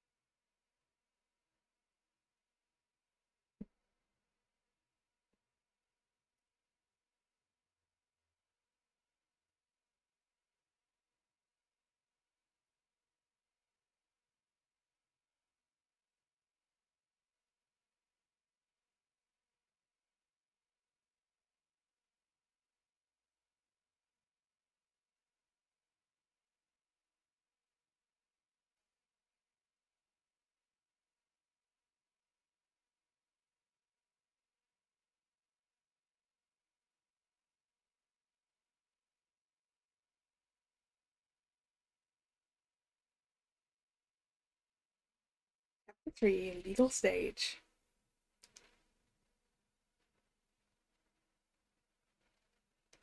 Well, there it is, the Rostro Spire. The Rostro Vista parking lot is on its south slope. The road will take us around the lake, then up the side of the mountain. Have you been there before? Once, on a field trip in middle school. But that was in the summer. It's popular with backpackers, hikers, and the like. It's weird, though. I remember this road always being quite busy. The Rostro Pass is the only way through to Rotunda in the north. Where's the traffic? Oh, you don't know? They built a new bypass road about 10 years ago, so people wouldn't always have to drive through the mountains. These days the Rostro Pass is kind of disused. No one drives it anymore except for tourists. End item, Rostro Pass, disused. We're late. What time did Terry say to try and arrive? It's only just after 9, and we're almost there. Why has he set up a food truck so far away from the city and so late at night? T-Bro's gonna have plenty of customers. Don't you worry about that.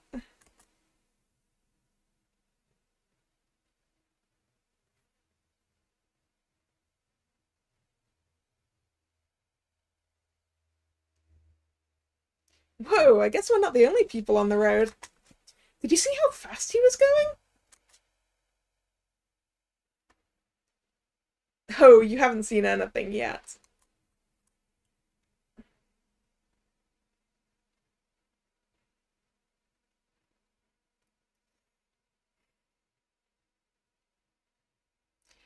Rostro Vista parking lot, January 5th, 9:30 p.m.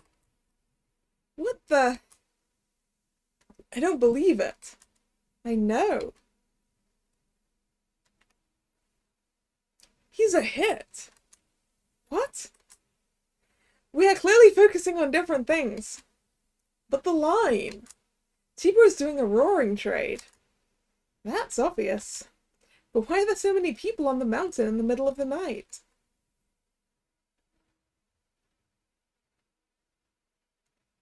Dylan?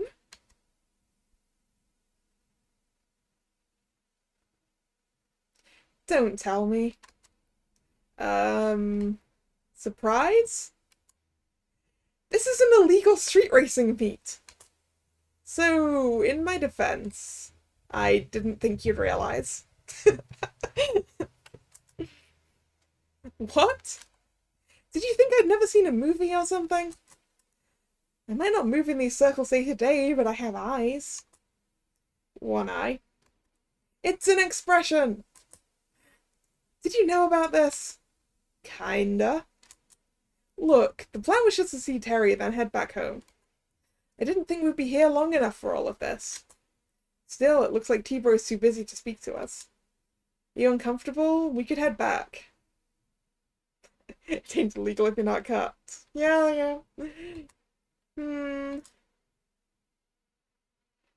I'd heard that there was groups performing illegal street races up in the mountains, though I'd never thought I'd actually see them do it.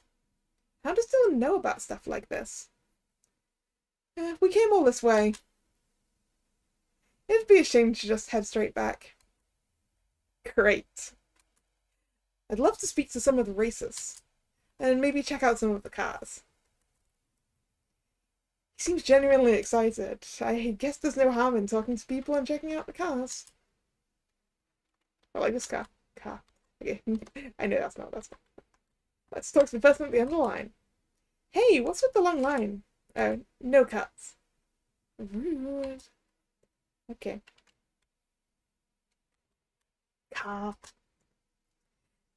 This team must drive these bright red cars. They look kind of cool. Okay, let's start with the guy at the bottom. Then turn hard on the clutch and flick the wheel to the... He looks to be in deep concentration about something. Hey, I was wondering... Yeah, no.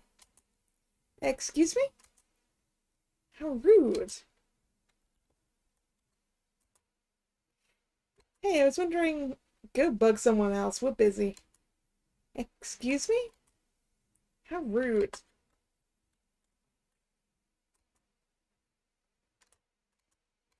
She does look kind of familiar, doesn't she? Almost like we've seen her before.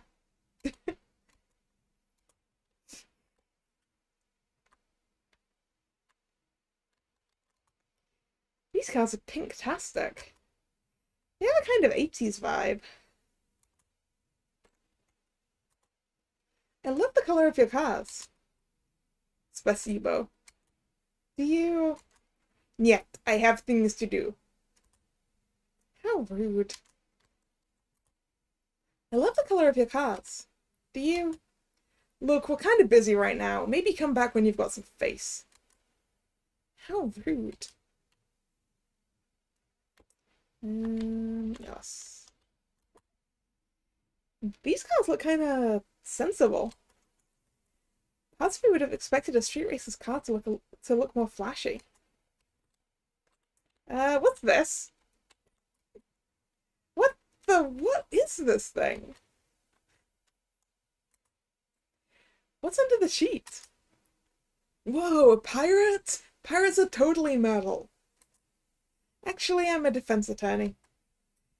Yeah, maybe I spoke too soon. How rude.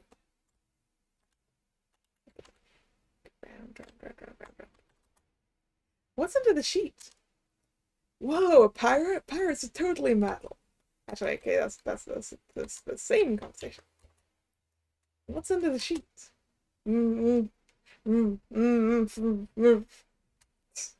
Okay, gonna back away slowly now. What's under the sheet? Okay, same. Alright. What about this guy? You're a new face. Come to leave the Rostro Vista parking lot in a huge mess, same as the rest of them. What? He must work for the county. Hey, I might be old, but I'm not deaf. Not yet, anyway. I'm just here to see a friend. Yeah, well, you and your friend make sure you pick up your litter.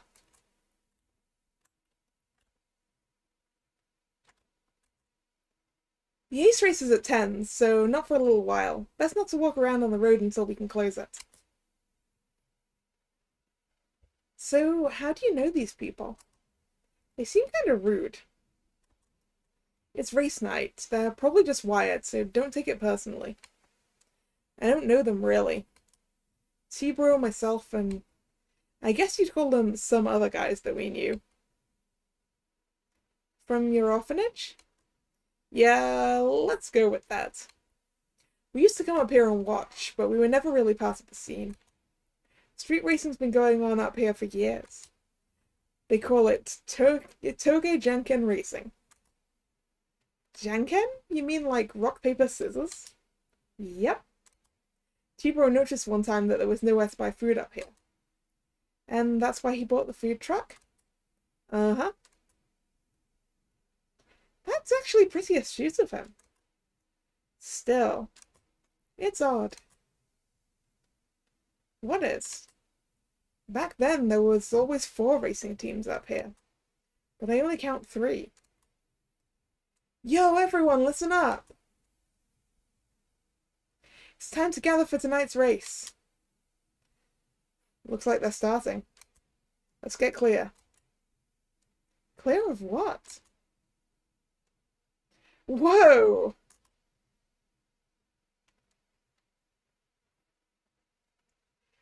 Wow, that was fast. Let's make our way over to the start line or we'll miss the race. Okay.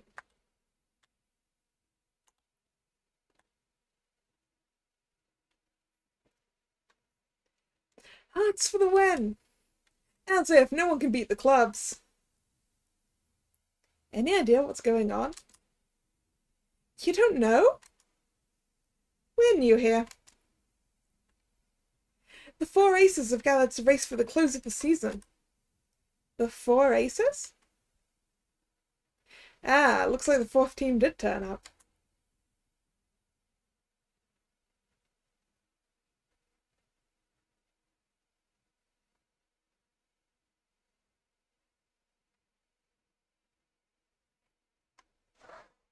You can do it, Jocelyn! Be safe, people! Hank's gonna wipe the floor with you guys!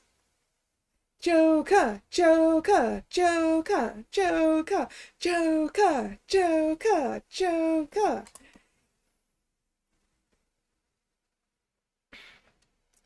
Why are they all chanting Joker? Are we clear? Okay, sounds good. Clear? What's he talking about? Ah, I know this one. He's radioed the guys at the finish line and they confirmed there's no traffic between the start and finish. The race can't start until they do it, for safety. They seem pretty organised. Realistically, they know it'll be clear. Like I said on the way over, no one drives this road anymore, especially at this time of year. I mean, not a single car has passed in all the time we've been here. 3, 2, 1, go!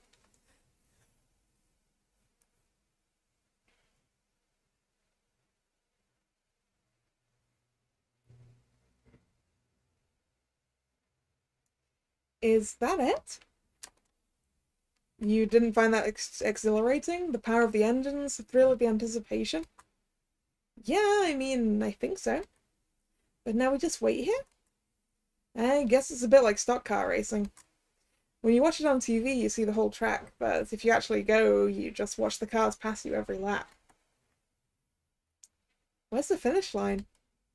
Further down the mountain. Someone from down there will radio up here in a few minutes with the results. Dylan, I just noticed something. The line over by the hot dog truck, it's much shorter now. Ooh, good spots. Let's head over there. I'm starving. Alright. Let's go get a hot dog. So first, let's check. Is this a vending machine? Oh, a ticket machine. A ticket machine, but we don't need parking tickets. This seems to be a map of the area around the Rostro Spire. There's where we are at the top, the Rostro Vistas parking lot. Think this might be useful? You're right. Let me take a picture with my phone. Gained item, Rostro area map. Ooh. Can we talk to... Nope. Okay. Alright, let's go join the end of the line. It might be shorter, but there's still a line. Ugh. It already feels like we've been here for an age. It's only been around 15 minutes. Can you see why the line isn't moving? Nope.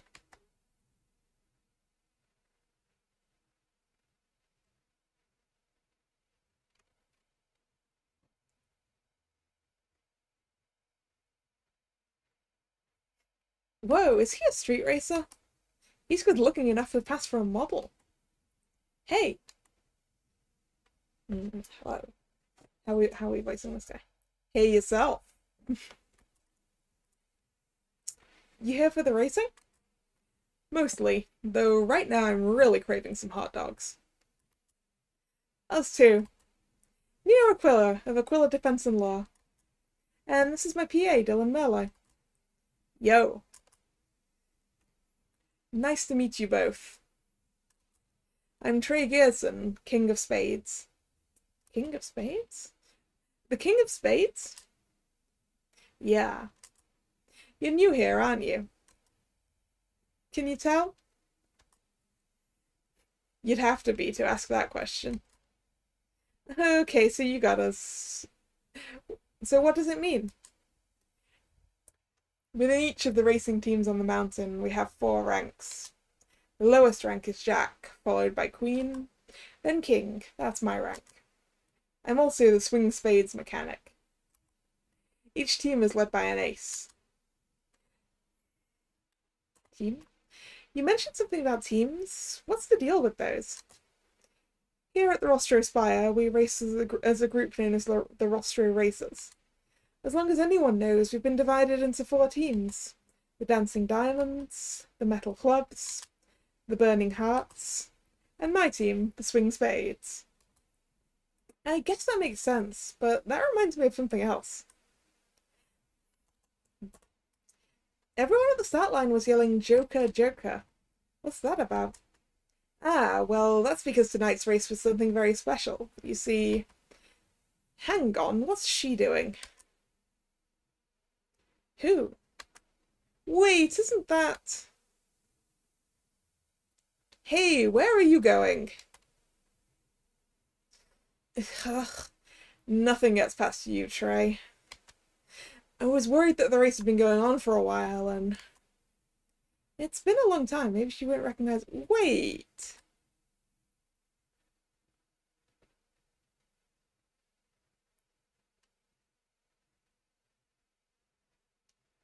What are you doing here? Me? Look, ma'am. No offense intended, but I have no idea who you are. Not you, Goggle Boy. Her. You two know each other? Ryoko? It's been some time. I had no idea you were involved in street racing. You here on some errand? Maybe you should hurry up and get back to the office. Anya Miller might want some more coffee. Hey! There's no need to be rude. Besides, Anya Miller is currently in prison. Oh, wow. So, Nina, are you lost without her? Is that why you wandered all the way up here? Ryoko? What's going on, Ryoko? Why were you getting into your car? Oh, right. Trey, have you spoken to Clara tonight? I saw her at lunchtime, but I've been trying to call her all evening. No answer. Let me guess. Did you have another argument? Well, what do you expect? She still won't listen to Hank's offer. It's not just that, though. She seemed agitated, I guess. Nervous, even. It was like she was in a rush, like she had to be somewhere, but she wouldn't say why. Well, she was defending her title of Joker tonight. That'd make anyone nervous. Not Clara, not usually. Anyway, the race has been going for a while, and the finish line should have radioed back by now. I'm sure everything's fine. Yeah, well, you can be sure all you want. I'm gonna head down the mountain and check that the race finished as planned. I don't know about that, Ryoko. It's not how we usually do things. I'm going. You can come with or you can stay here. Your choice. Hey! Great, you're both here. What is it, Ren? We just got something through over the radio. Marco has called an ambulance and the police. Marco, that damn meddler. What does this have to do with him? That's it, I'm going. You still staying up here? Under the circumstances, perhaps I should come with you. Should I come too? My Matador only has 2 seats, Ren. Plus, if the police are on the way. Ren, you should go tell everyone to stay put. No need to send us all down the mountain. No problem.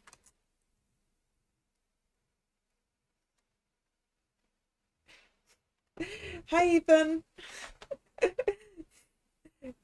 Thanks for stopping by. It's going pretty well, right, guys? Out of the way, Ren. Sure thing.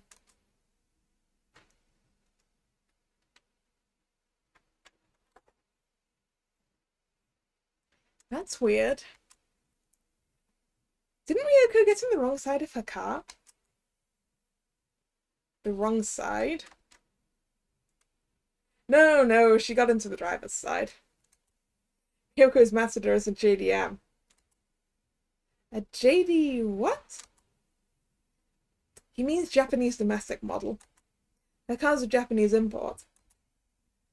Gained item. JDM's driver's seat is on the right. I see. Look, I got a bunch of people to reassure, so I'd better get moving. Nice meeting you, whoever you are. We still gonna wait for hot dogs? Yeah, let's do that.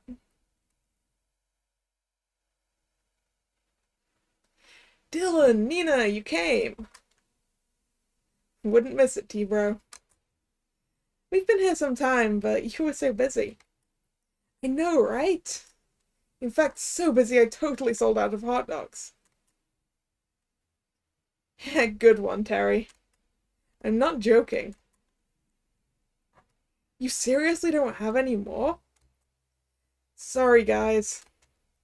If I want to make more, I have to open a whole new crate of cans. But the racing seems over for tonight. Damn. Still, the truck looks great, Terry. You like it? I got it at an auction, only one previous owner. The army? How'd you guess?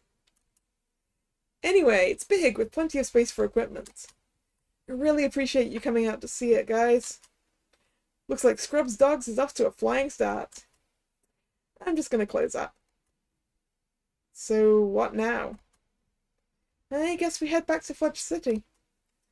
I just hope the heater in the office hasn't seized up again. Let's get back in the car. Is this a vending machine? It is a vending machine. A vending machine, but it doesn't have raised handlers. A ticket machine, but we don't need parking tickets. Okay. We left our car over here. Where do you want to go? Fudge City. Nina, you hear that? Huh? That's a police car and an ambulance. I guess it's nothing to do with us. Let's get going.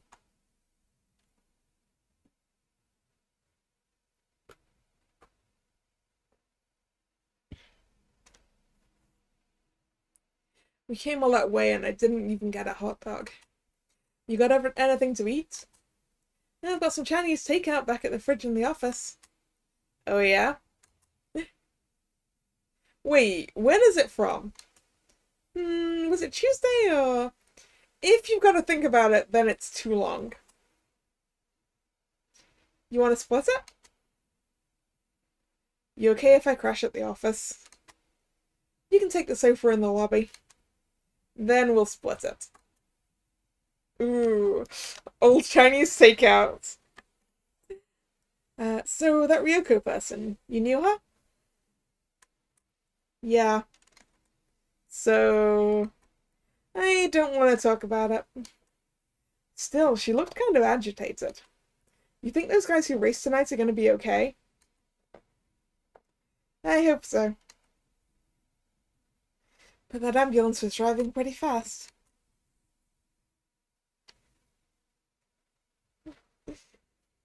I mean, clearly we've got to be there before Terry sells out some hot dogs. Let's save. New file. Aquila Defense and Law Officers, January 6th, 7:21 AM.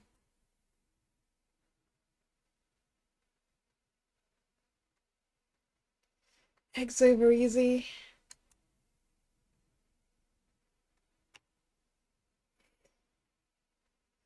Fine, just some toast.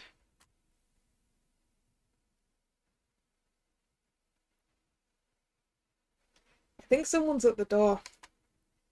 Dylan, why are you... I crashed on the couch last night, remember? Want me to take care of it? Tell him to come back at 9. What if it's something urgent? And then at 9 it'll be even more urgent. I'll go see what they want.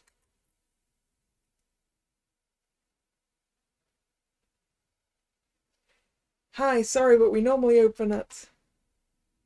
You're the people who were up at the Spire last night, right? You defended the hot dog guy? You mean Terry? Terry Scrub? Yeah, we represented him in court. What kind of lawyer dresses like a northern biker? No, I'm a PA. The attorney here is Nina Aquila. This is Aquila Defense and Law. And we open at 9. Maybe just tell me why you're here.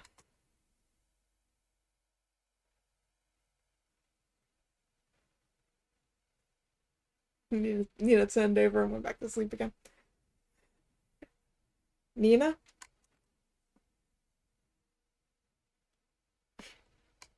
Nina! What? I'll take care of our guest while you get up. You're gonna want to hear this.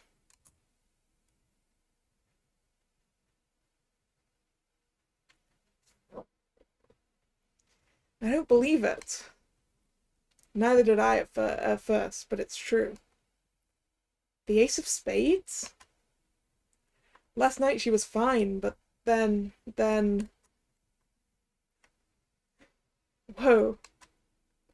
Has this ever happened before?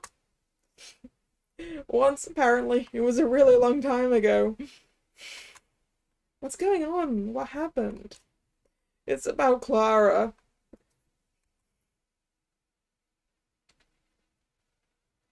Dylan, who is this guy?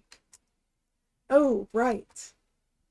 Ren, this is Nina Aquila. She's an attorney and the proprietor of Aquila Defense and Law. Nina, this is Stan Renson, or Ren to his friends. And he's a roster racer, right? We saw him at the parking lot last night. Yeah, in fact, Ren is the Jack of Diamonds. Gain profile, Stan Renson.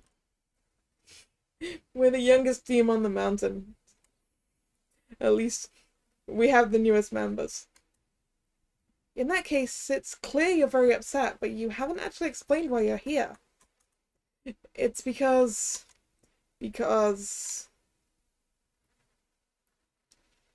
Nina, Clara Mast died last night.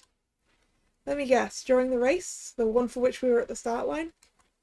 That's right, the ace race. And from what you said while I was walking over, I'm guessing this Clara person was one of the aces? The Ace of Spades. Not just that. She went into last night's race to defend her title of Joker.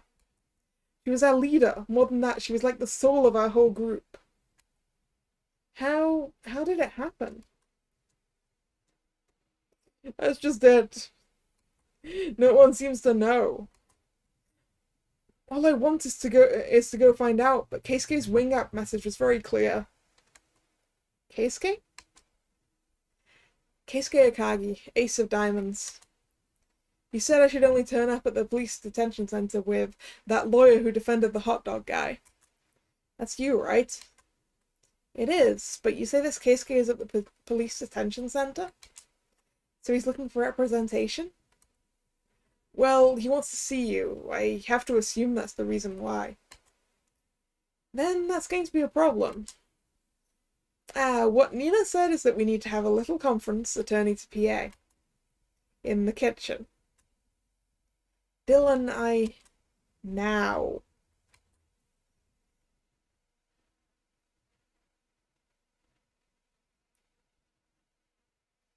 What are you doing?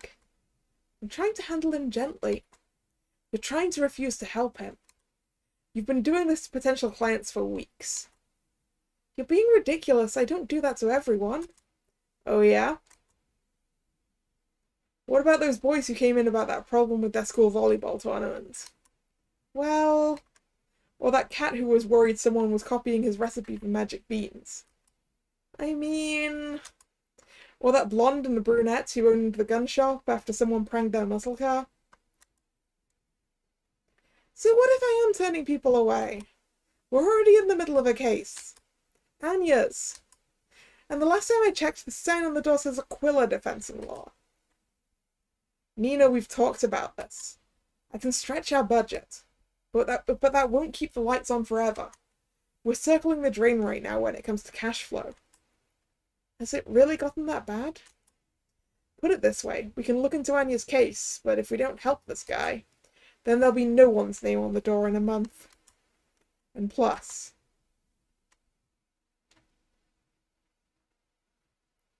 He really needs our help.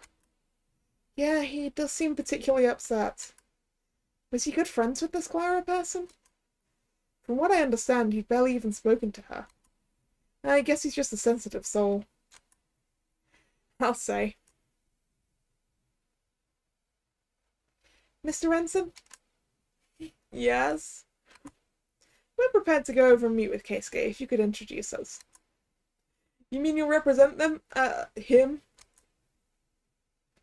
What was that? Sorry, slip of the tongue. It's been a rough night. Naturally. But no, I can't agree to represent him until I've spoken to him. I need to know more about what happened. Let's head over to police detention. Thanks. Stan Renson has joined your party.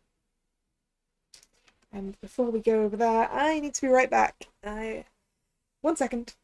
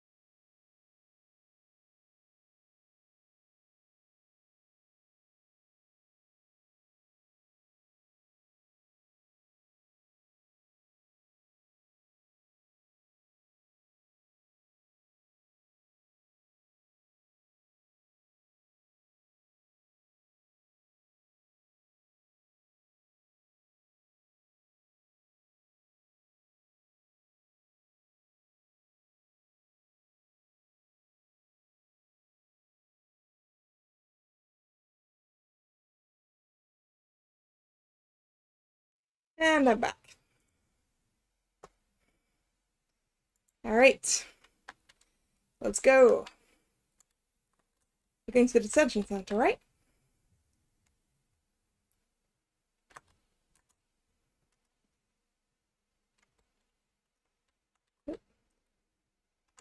The yellow exclamation mark, I assume? Yellow? Why did I say yellow? It's clearly green. Words, my mouth, not in the right order. The Police Detention Center, January 6th, 9:05 a.m. Okay, time to meet this Keisuke person. Yeah, about that. What? I assume you're Keisuke Akagi?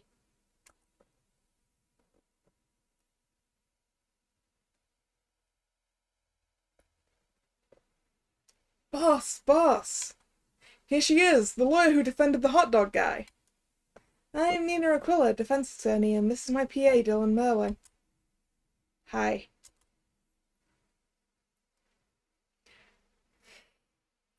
Looks like Ren came through. That remains to be seen. These are the people who pulled Terry Scrub out from a high-profile murder case. Yes, I know the car is the yellow thing.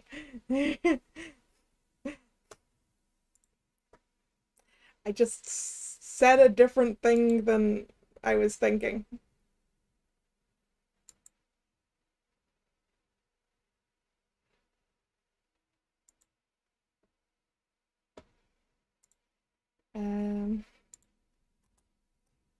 Pirate cosplayer and a northern biker. Hey! Don't rise to it, Dylan. I expected better. He's just joshing you, right, boss?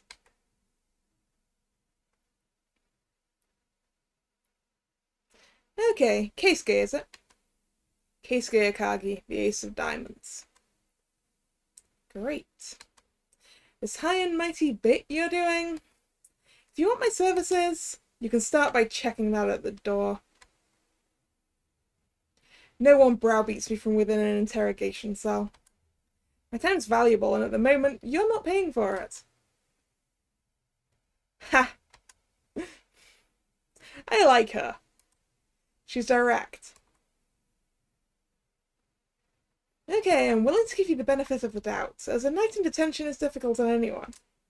But I came down here to meet one person. Can someone explain what's going on? Well, there's 3 of us. That's kind of self-evident at this point. No, I mean, all 3 of us were arrested last night at the same time. I'm Hank Castle, the Ace of Hearts. I've already made myself known. And this is... cut us some slack. We're all a bit shaken up. She's Jocelyn Montefiore, the Ace of Clubs. At least that's introductions out of the way. Next is the difficult question. We didn't kill Clara Mass, if that's what you're about to ask. To be frank, I still resent the fact that we were arrested. Jocelyn seems quiet. Let's make a mental note of that. Okay, well, before we do anything else, I need to fill in the blanks. My associates and I were up at the Spire last night to support Terry's new hot dog business. While we were there, we saw the start of your race, and later as we were leaving the mountain, we saw a squad car and an ambulance. Next thing we know, Ren here. That's me! The next thing we know, Ren was beating down the door of our office.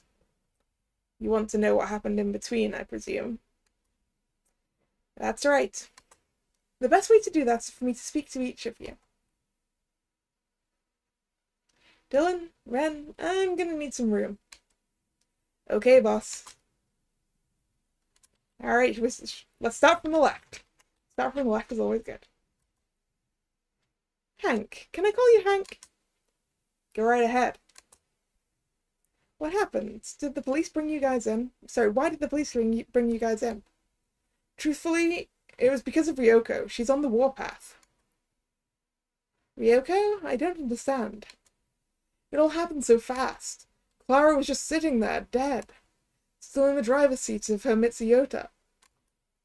When she didn't seem to be moving, Keisuke and I pulled her out of the car. And that's when Ryoko and Trey turned up. That must have been difficult to explain. Now that's an understatement. There was an argument while I tried CPR on Clara, but there was no bringing her back. And you say that Ryoko reacted to this particularly badly? From what I understand, Ryoko and Clara's last conversation was an argument. I guess the sight of Clara like that must have been too much for her to bear. And so when the police arrived, Ryoko said they should arrest us. Under the circumstances, I can't say I blame her. Hank seems a pretty reasonable guy. He doesn't seem to be holding back. But he hasn't explained how Clara died. Gained item, profile, Hank Castle. Keisuke. Can I call you Keisuke? You can. So, work backwards. Why were you arrested? Because we were standing over Clara's dead body when Trey and Ryoko arrived. Yeah, that'll do it. We were the only ones nearby. Normally there are onlookers along the track, but it was so cold last night it was deserted. Obviously they wanted to know what was going on, and when we didn't have an immediate explanation, both Trey and Ryoko were furious. We were still arguing when the police and ambulance turned up. Ryoko was distraught. She insisted that we 3 were arrested.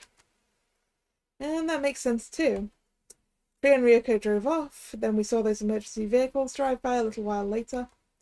But that still leaves out how Clara died. So, how did Clara die? We, or should I say, I, don't know. Once we were arrested, we were separated. This is the first chance we've had to confer about what happened. I want to hear Frank and Jocelyn's take on it, because my own memories are lacking. Gained item, profile, Keisuke Akad. Jocelyn, can I call you Joe? Joe, I know this might be difficult, but I need to know more about what happened. Jocelyn, we need to talk to her. Jocelyn. Hey. Are you blind? She's clearly in shock. I just can't believe it. Clara. It's okay, Joe. Try to relax. Dylan's right. Jocelyn's practically in shock. It seems very genuine. Gained item profile Jocelyn Montefiore. Now I have a better understanding of how you got here. This is the difficult part. All three of you were standing over Clara's body when the police showed up. How did Clara die? I mean, it was so quick. Okay, go back to the last time you saw her alive. Walk me through it. We set off from the Rostro Vista parking lot as a foursome. For the ace race, we saw your cars at the start line. There were 4 of us, which was weird. Normally the race is a 1v1, but it's been a very close season, so it was the only way to settle things. It was cold. There was ice all over the road. Then what happened?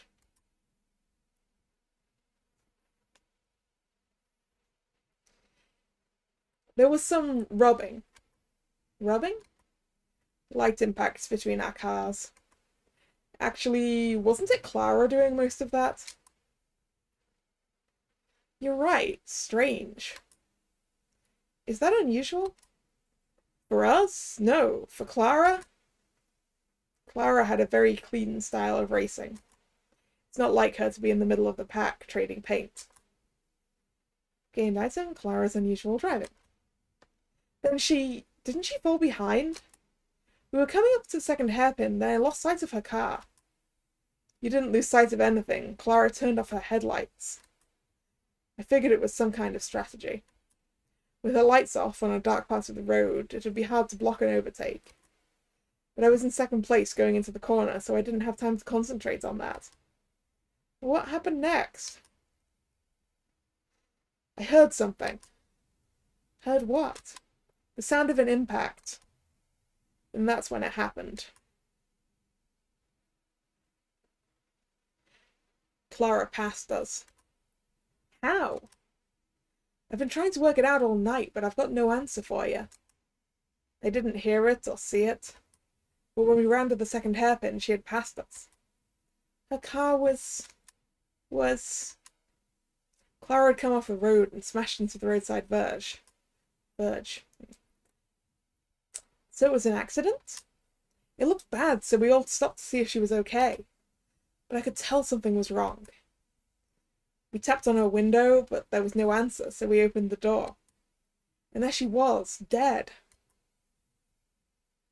I hate to ask for the grim details, but it looked like a head impact. I'm no doctor, though. Still, we checked her pulse, and Hank tried CPR. She was definitely gone. And you know the rest.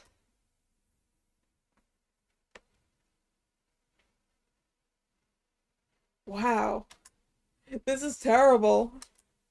I thought it might be bad, but show some decorum, Ren. Everything's gonna work out. Actually, Keisuke, your associate is wise to be concerned. We didn't kill Clara. We were all taking part in an illegal, unsanctioned street race. I hate to hit you with the reality bat here, but the court takes a dim view on that kind of thing. Even if it was an accident, the prosecution could suggest you 3 are in part responsible. But you could fix this, right, Miss Aquila? It's going to be difficult. I can pay you. For representation? Yes. Nina. Let me think, Dylan. Put it this way, we can look into Anya's case, but if we don't help this guy, then there'll be no one's name on the door in a month. Starting to wish I hadn't turned away those boys in the volleyball thing. Hank, Keisuke, even Jocelyn, I think they're all being truthful. They were rivals, but I don't believe any of them meant Clara any harm. Anya, would you take that case if you were in my shoes? I think you would. Time for the ID. Mr. Akagi, I formally request your... No, wrong word. Let's try that one again.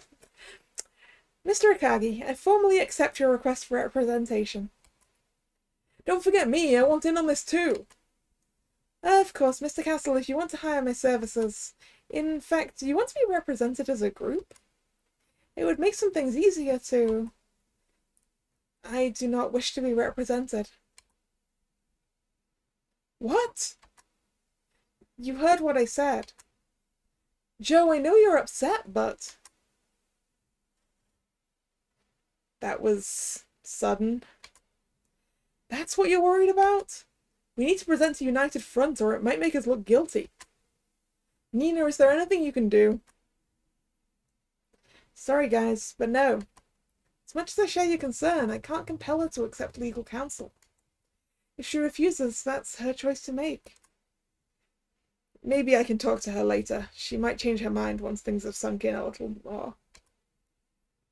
Well, both of you have formally hired Nope. Words.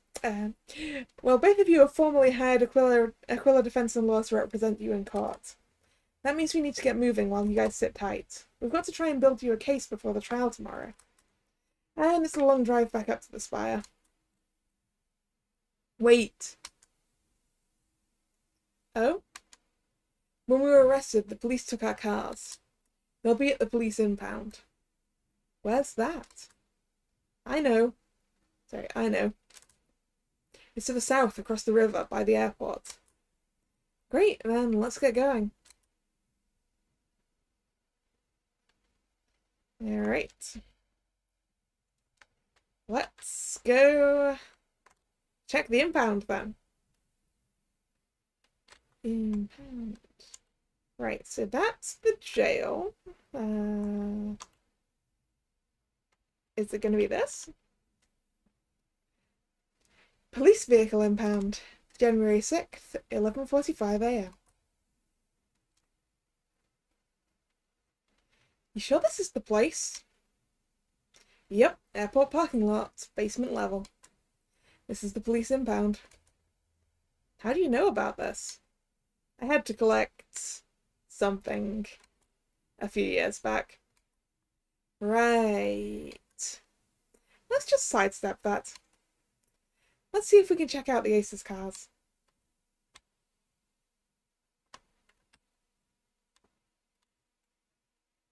Hey! Can't you read? All visitors must report to the desk. Whoops. Hi. I'm here to see some cars. There's no entry to the impound without authorization. Do you have anything that grants you permission to be here? Yes, I have my ID. Here. I'm a defense attorney. Some of my clients' cars are here. Another lawyer. Another lawyer? Hey, don't I know you? You were at the casino. Just hold on while I check you in. So how come the impound is at the airport? I heard it had to do with covering up some suspicious construction. Another conspiracy theory? It's not like I actually believe it. It's not like that. This is the basement of the huge airport parking lot. The cops just bought out the whole floor. It's probably easier than building a facility from scratch. I guess that makes sense. Excuse me, miss? You're clear to come and go. Just be aware that you can't remove anything from the impound without police paperwork. Photographs okay? Notes? Those are fine. Have a good day. Alright. Aquila? Chad Hawk? Are you prosecuting for the DA's office?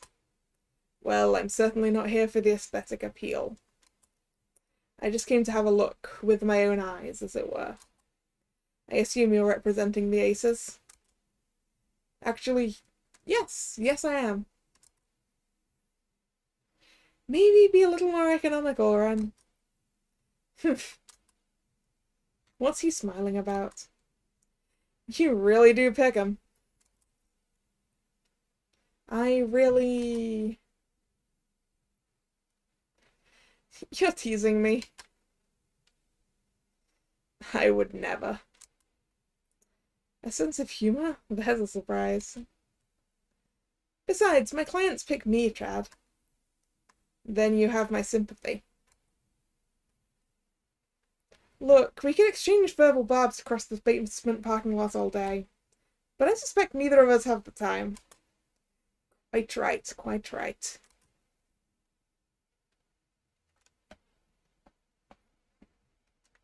Oh, and no hard feelings over the scrub case? Not at all, Chad. We won. I'll see you in court.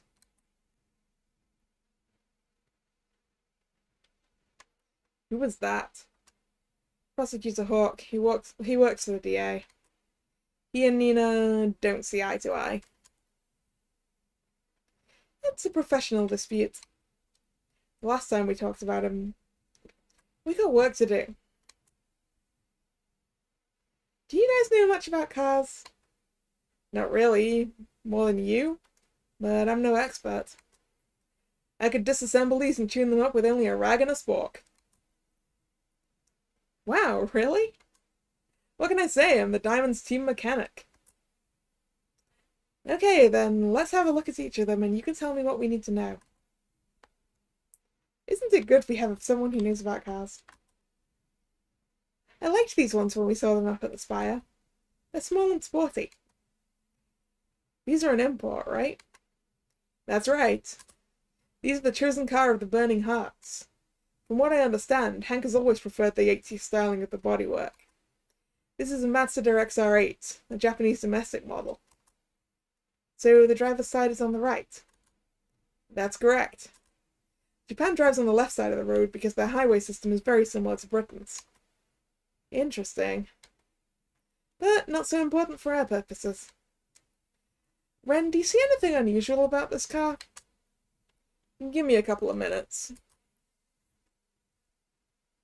No, it seems in pretty good order. The tires are worn, but there's a few, and there are a few bumps and scrapes. But those are superficial, and they're consistent with what the ace has told us. Okay. Gained item, car, hearts, Mazda, Japanese. These ones look a bit ordinary. For a street racing car, I mean. Whoa, is that a real-life G80? You have a good eye. What's a G80? These are the chosen car of the Dancing Diamonds, and their plain appearance is just a disguise. Nina, these cars are a hybrid. You can't buy them like this, you have to build them. Each of them started life as an Imprezan 180GX, which is heavily modified with parts from an Imprezan Gilvia. It removes some of the visual flair, but those parts are cheaper and surprisingly performant. I assembled all of them by hand. This car's a JDM too, right? So the driver's side is on the right? Yep. Ren, do you see anything unusual about this particular car? Let me have a closer look. It's in pretty good condition. Just a few scratches here and there. Nothing I can't buff out. Great, we'll make a note of that. Gained item, car, diamonds, Imprezan, Japanese.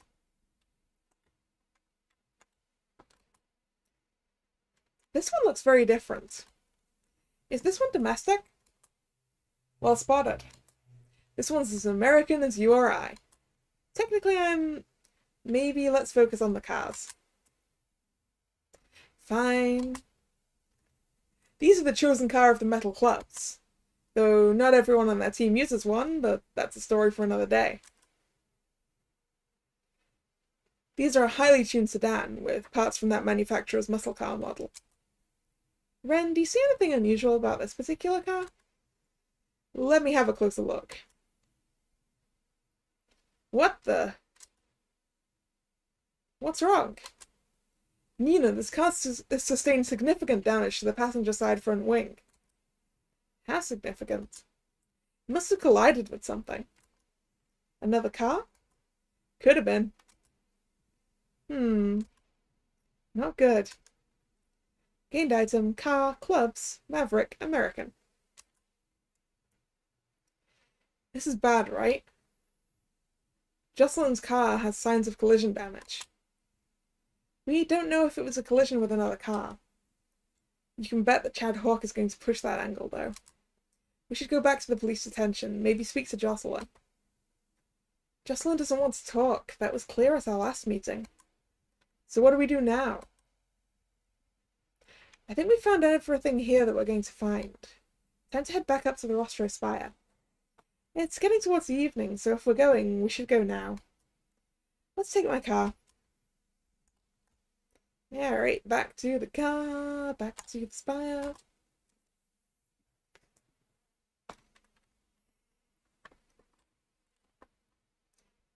Couldn't we just take the car down this bit?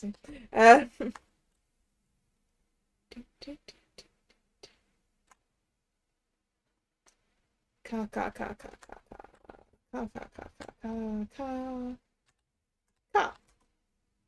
Where do you want to go? What's your Spire area?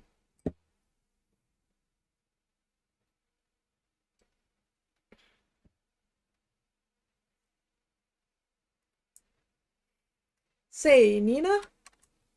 You think Ryoko's going to be up at the Spire? Who knows? Maybe, maybe not. You okay? Nina, you know Ryoko? Can we not talk about this? Suit yourself. Forget I asked.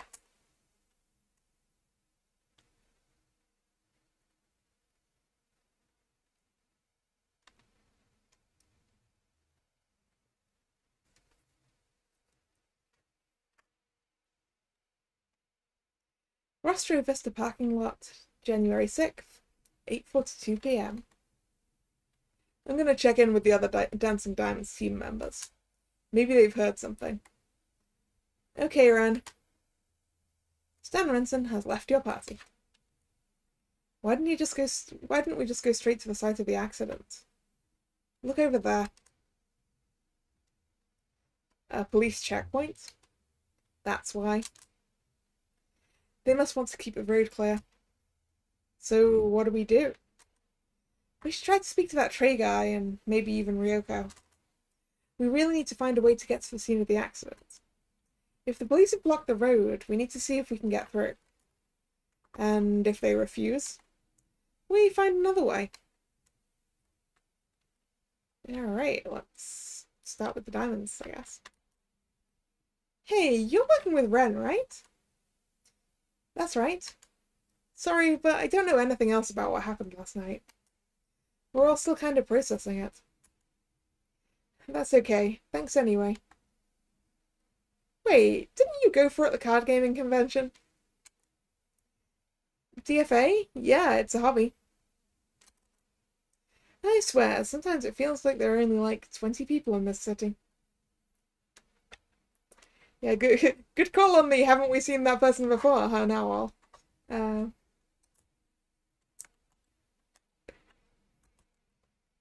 Any luck? Nothing yet. At least nothing we don't already know. I'll keep asking around. Hey, you're working with Ren, right? That's right. Sorry, but I don't know anything else about what happened last night. We're all still kind of processing it.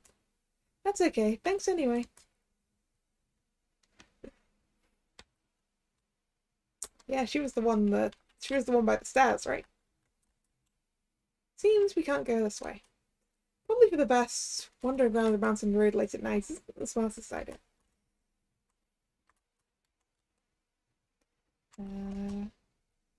These are the best hot dogs I've ever tasted. I just keep coming back. Hey, what's with the long line? Is she trying to cut in? Okay, it's like the queue before. Oh, this guy walking around. Hey, you were up here last night, right? That I was. And you are? Nina Aquila. I'm a defense attorney, and this is my PA, Dylan Merlo. A lawyer. You come up here often? Every day. I'm the custodian. Of the parking lot? What, did you think it took care of itself? I suppose not. How come you're up here so late? Maybe it's a round-the-clock job. What do you care? Someone's got to clean up after these rostro racer kids. Do you know the racers? Oof, these punks. Sorry, I forgot to say, I'm representing some of the people who were arrested last night. Not sure why you'd talk to me. Well, you spend a lot of time up here. I thought you may have seen something. Nope. I'm looking for anything which I can use to establish what happened. Did you see anything unusual last night? No. I mean, no. You had to think about that? Maybe I wanted to give you an honest answer. You think about that? Hey, it's fine. You didn't see anything. But why so argumentative? Yeah, the hot dogs, they're good hot dogs. The good hot dogs that we can't get to right now. There's a bunch of people there. Let's go down to the corner and talk to the clubs. Hey, you're working with Ren, right? That's right. Sorry, but I don't know anything else about what happened last night. We're still kind of processing it. That's okay, thanks anyway. I guess all the races are going to say that. Except maybe this one. Did you see anything unusual last night? Oof. He says nuh-uh.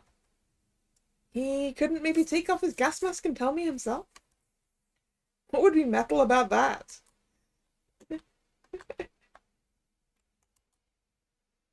Yeah, that's the same conversation. Oops, I accidentally went into it twice.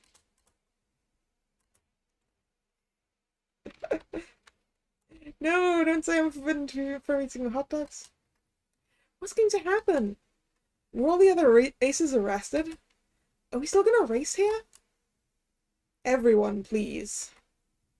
This is a difficult time for all of us. Some of us lost a dear friend. Others lost even more. He keeps glancing at that car as if it has some kind of special significance. Maybe I should take another look at it. Ryoko and I are here tonight in case the police need to ask us any questions. But I give you my word. Toge Janken racing on the Rostro Spire will continue. And we will not rest until those who did this are brought to justice. Woohoo! We love you, Trey! He's so dreamy. He is dreamy. You think so? The guy knows how to whip up a crowd. Maybe, but that crowd's going to make it impossible to talk to him. Though from what was in that speech, I doubt Trey will have much to say to us. So this car, huh? Trey kept looking over at this car. Nina? It must have been for a reason. Nina, you got a sec? What is it? Before you start thinking out loud, I think Ryoko's in that car. How do you figure? Well, Trey just said they were up at the Spire tonight in case the police needed to talk to them. But we can't see Ryoko anywhere. Oh, wow, he's probably right. I wonder why she'd just sit in her car. I think that Ryoko and Clara were close. Hank said, "Oh." What? What is it? I just realized something. Not important. If you say so. Poor Ryoko. I had no idea. In any case, if she needed to be here and didn't want people to see her, then her car's a good place to be, what with the darkened windows. Yeah, wait. Do all the street racing cars have darkened windows? I think so. Well, the ones we've seen anyway. Gained item, darkened windows. The police might tolerate it to some degree due to just how remote this place is, but mountain road racing is still technically illegal. Ah, so the windows are darkened so that the police can't tell them. Speaking of the police, I guess this is the only person we have left to talk to. Please remain within the parking lot. This road is closed for the time being. Time to switch on the magnetic personality. Why have the police closed the road? A criminal incident. Criminal? With all due respect, officer, it hasn't been established that a murder took place. Who said anything about murder? I'm talking about speeding. What? I hardly think that speeding is the thing to focus on here. These street racers think they're a law unto themselves. Well, I, Rhonda Haste, the greatest traffic cop in the history of Fudge City PD, will not stand for it. Greatest traffic... Surely that's not a thing. It is too. I've issued more citations for speeding and illegal parking than any other cop in Fudge City PD history. No criminal escapes haste. Especially now. Now? What do you mean now? What's so important about right now? I've been reporting these street racer types for years, but my superiors never took me seriously. Too remote, they said. I had understood that the racer's safety record had been pretty good so far. That doesn't make their activities legal. The one positive to come out of this tragedy is that finally, the ringleaders will be safely behind bars where they belong. Now if you'll excuse me, I'm under orders to refuse access to anyone but police. Oh yeah? My ID! What's this? I'm a defense attorney representing... I'm under orders to only allow police through the cordon, as is my colleague at the bottom of the mountain. And you're not police. Can she actually refuse to allow us to access the site? Now look here. I have my orders and I intend to follow them. If you disagree, then you can raise your objections with my superior. Okay, where's your superior? At the crash site. We can't get to that! Can she really do that? It's called malicious compliance. She can refuse temporarily, but on the understanding that she facilitates our access. Telling us to talk to her superior is her facilitating for us. It's not against the rules per se, but violates the spirit in which they were written. Either way, we'll have to find another way to the site.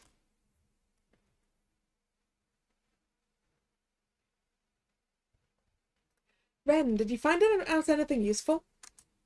Sorry, no. Everyone was here for the start of the race, apart from a couple of guys. But they were at the finish line. It was so cold last night that no one wandered down to watch mid-course. It was snowing, after all. I guess. Ren, we need to get to the crash site, but the police at the barricade won't let us through. You want to ram it? I could probably rig up some ram bars to your car. No. I'm a defense attorney, not an action hero. It would work. Not the point. I was going to ask, is there any other way to get onto the course? Maybe going around the barricade? Actually, yes, there is. You got a map? Yeah, I took a picture of the tourist map. Okay, give me your phone. I need to doodle some extra info. Released item, roster area map. Gained item, roster area map, annotated. There we go. And this line you've drawn... Yep, it's a dirt road. It'll take you around the parking lot as far as the 7th Straight. When you hit the end of the dirt road, just keep going. You'll come out onto the downhill course. I've also put a mark for where the crash site ought to be, if it's where the aces told us. Okay, Ren. Dylan and I will make our way there. We might finish pretty late. Can you make your own way home? I'll catch a ride. Don't worry about me. See you at the courtroom tomorrow. Okay. Let's go to the crash site via the dirt road. Let's see what's going on there. Let's gather some evidence. Rostro Downhill, January 6th, 10:16 p.m. Now there's a familiar face. Nina Aquila, as I live and breathe. Evening, Detective Flatfoot. Am I to assume by your presence... Aquila Defense and Law is acting as representation, yes. Though I only just got here, no thanks to one of your traffic cops. Rhonda. Yep, she could do with a stern reminder about a few things. Sorry, this is some kind of personal vendetta to her. It's her big chance to To nail the aces to the wall? Yeah, she gave me the whole spiel. Well, you're here now. If you're defending, then as usual you have full access to the scene. We've been here a few hours already, so feel free to ask us anything. Thanks, Detective. Okay, let's get started. What are we looking for? Honestly, anything.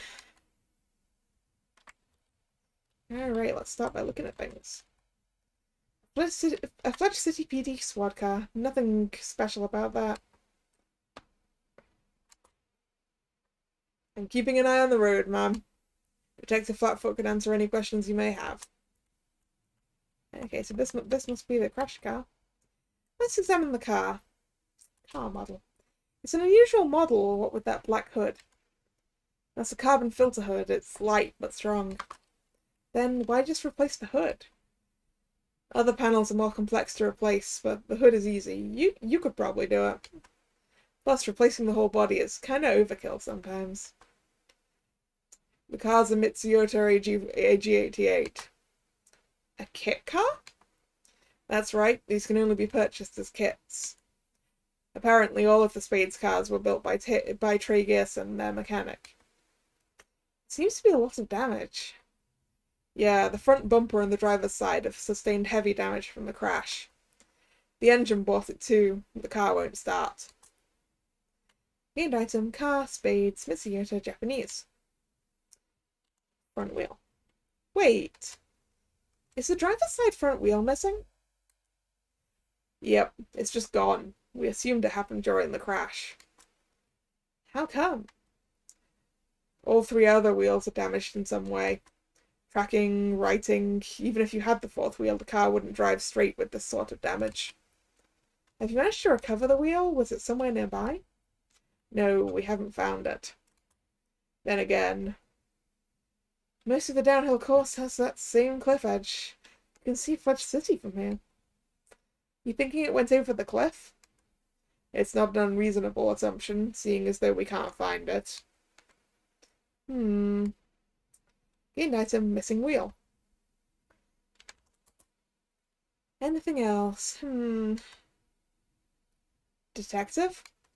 Why is the car missing its license plates? Wow, you're right, it has no plates. Well spotted. Truthfully, we don't actually know. At least that's an honest answer. Fledge City technically only requires that drivers display one plate, but that doesn't explain why this car has none at all. Did it have one at the start of the race? I mean, I want to say yes, but I don't actually remember. Gotta admit, I didn't look either. Sometimes debris from the road strikes the car's bumper, shattering the plate. It's rare, but it happens. Could have happened earlier in the evening. Still, it's strange. Gained item, missing license plate. And that's all of those, so leave. And now talk to Flatfoot.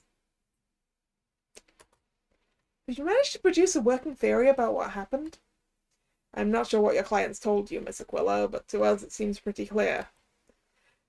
What we see makes us think that one of the aces nudged Clara's car as they came around the turn. That pushed her off the road and into the side barricade. Now the three of them are colluding to try and defuse the blame. Do you have a reason to believe one of them intentionally shunted Clara's car? Shunted is a strong word. So it could have been an accident? I'm inclined to say it wasn't. Clara was familiar with these roads, all four of them were. And if I'm being honest, they were involved in an illegal street race. That's a means, not a motive, Detective. True, but I suspect the court won't give much benefit of the doubt. Endangerment caused by such reckless activity basically borders on murder.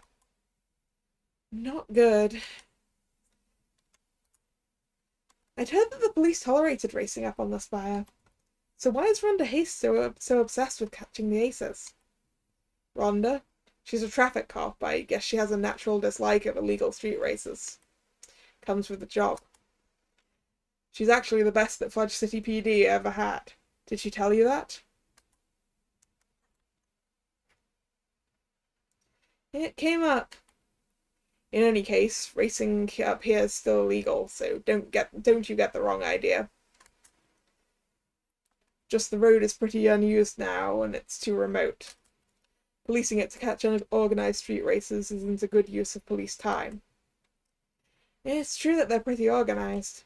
I hear that their safety record was good too, prior to all this. Well, yes and no. What? They're organized because of what happened back in the 80s. In the 80s? From what I understand, in 1981 there was a fatality during a race. The leader of the Rostro Racers, their Joker as they call it, they took responsibility and stepped down from mountain racing. What happened to them? Who knows? But it was enough to get the racers to adopt some safer practices. Gained item, 1981 incident. How the car's crash could provide... Yeah. I mean, there's a lot of damage on this car. It's missing its driver's side front wheel, so I'm guessing it maybe got hit on that side.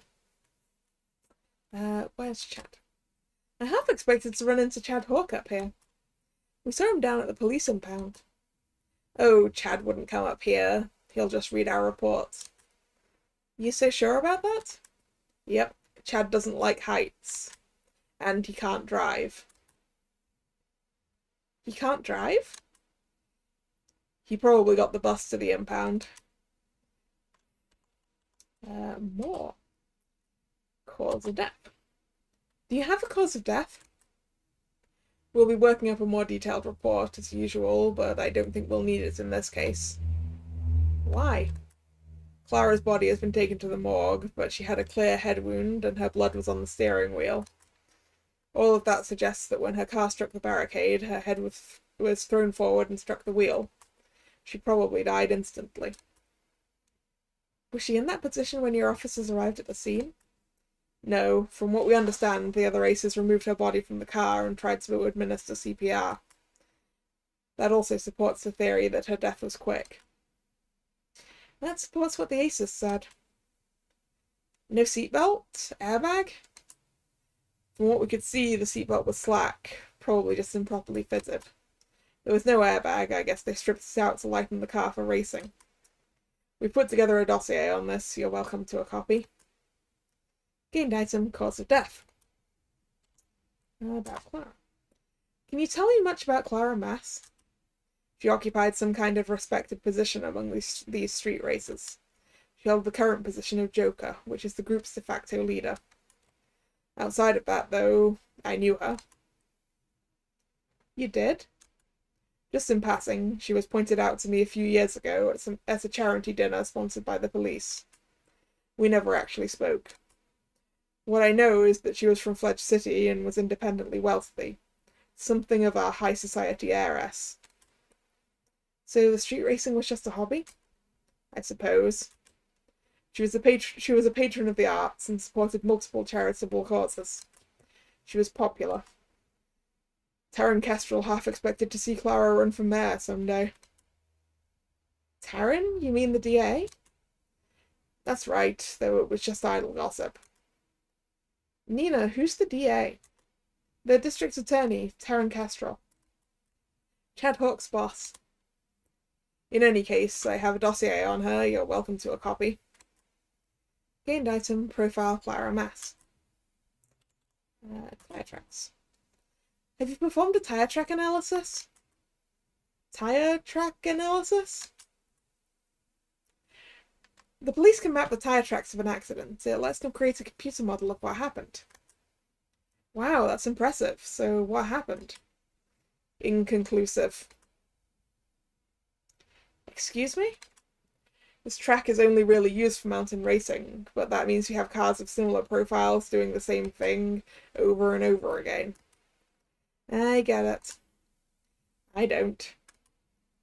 It's like trying to pull fingerprints off the door handle to a bank after a robbery. Sure, the robbers probably opened the door, but so did 10,000 other people within the prior few weeks. Exactly right. The problem isn't the lack of tire rubber, it's that there's too much. Even the verges at the side of the road are chewed up. The snow was falling when the accident happened. The snow was fresh everywhere too, so that's no help there either. Gained item, useless tire track analysis. Which I think that's everything. So we're done here.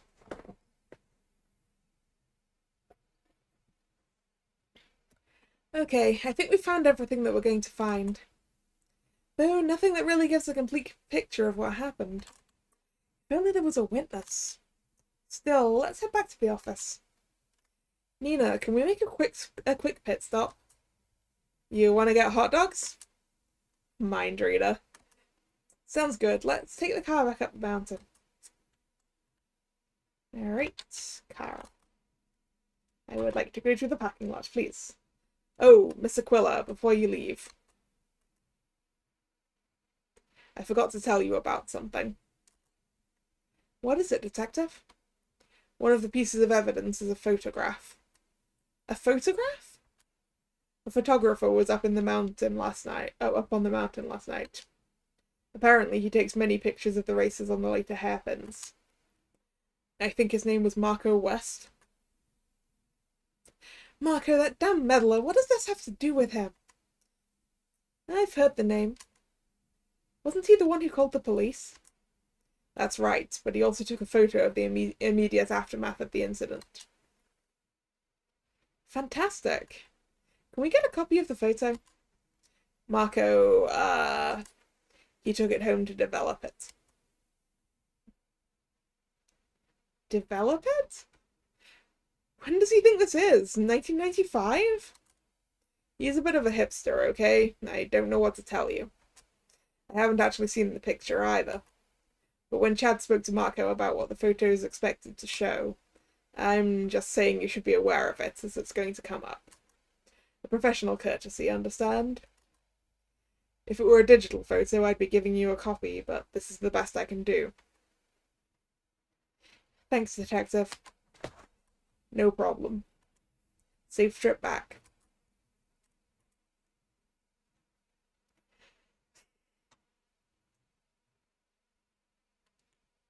Hot dog time, hot dog time.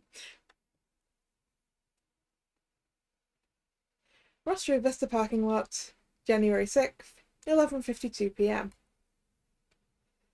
Okay, let's grab some hot dogs, then we can head home.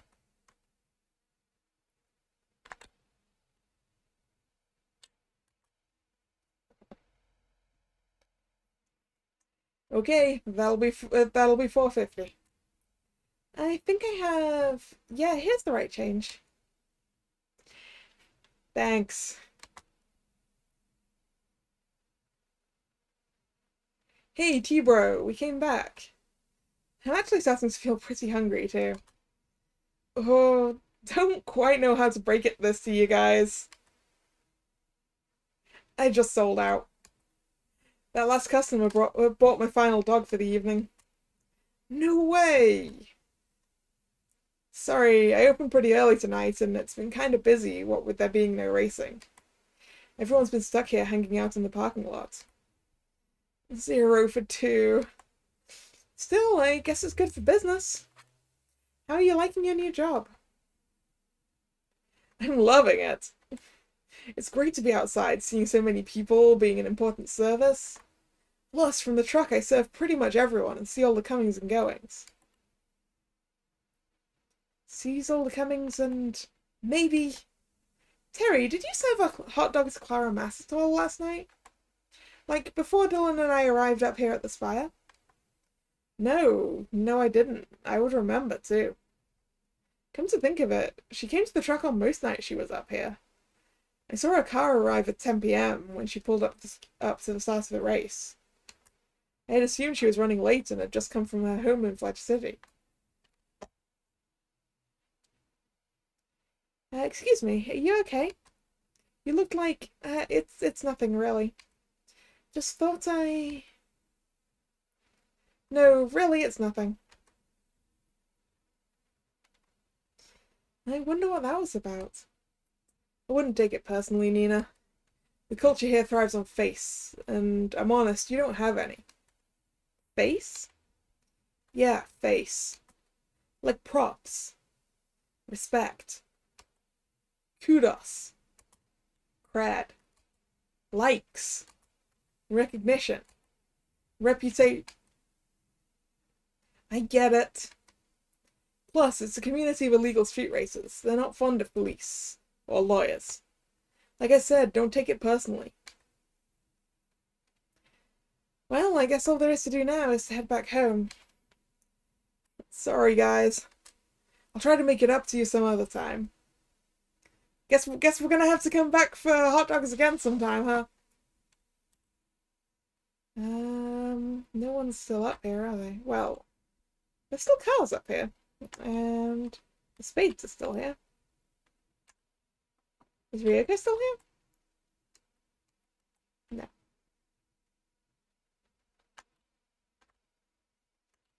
Chinese history knowledge? Alright. Where do you want to go? Pledge City.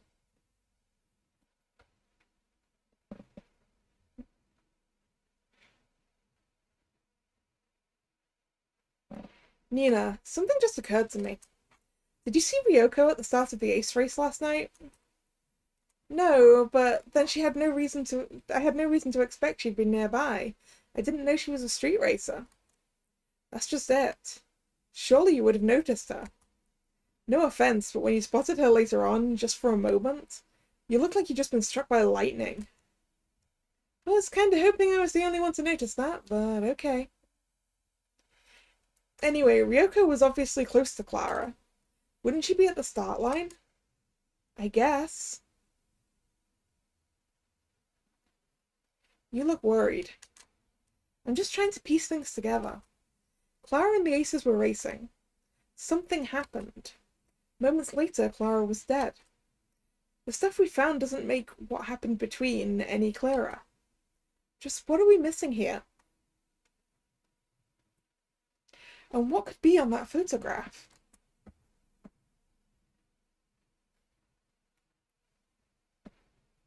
It's the end of the day. And that also seems like a good point for me to end my day. So I'm gonna end the stream there.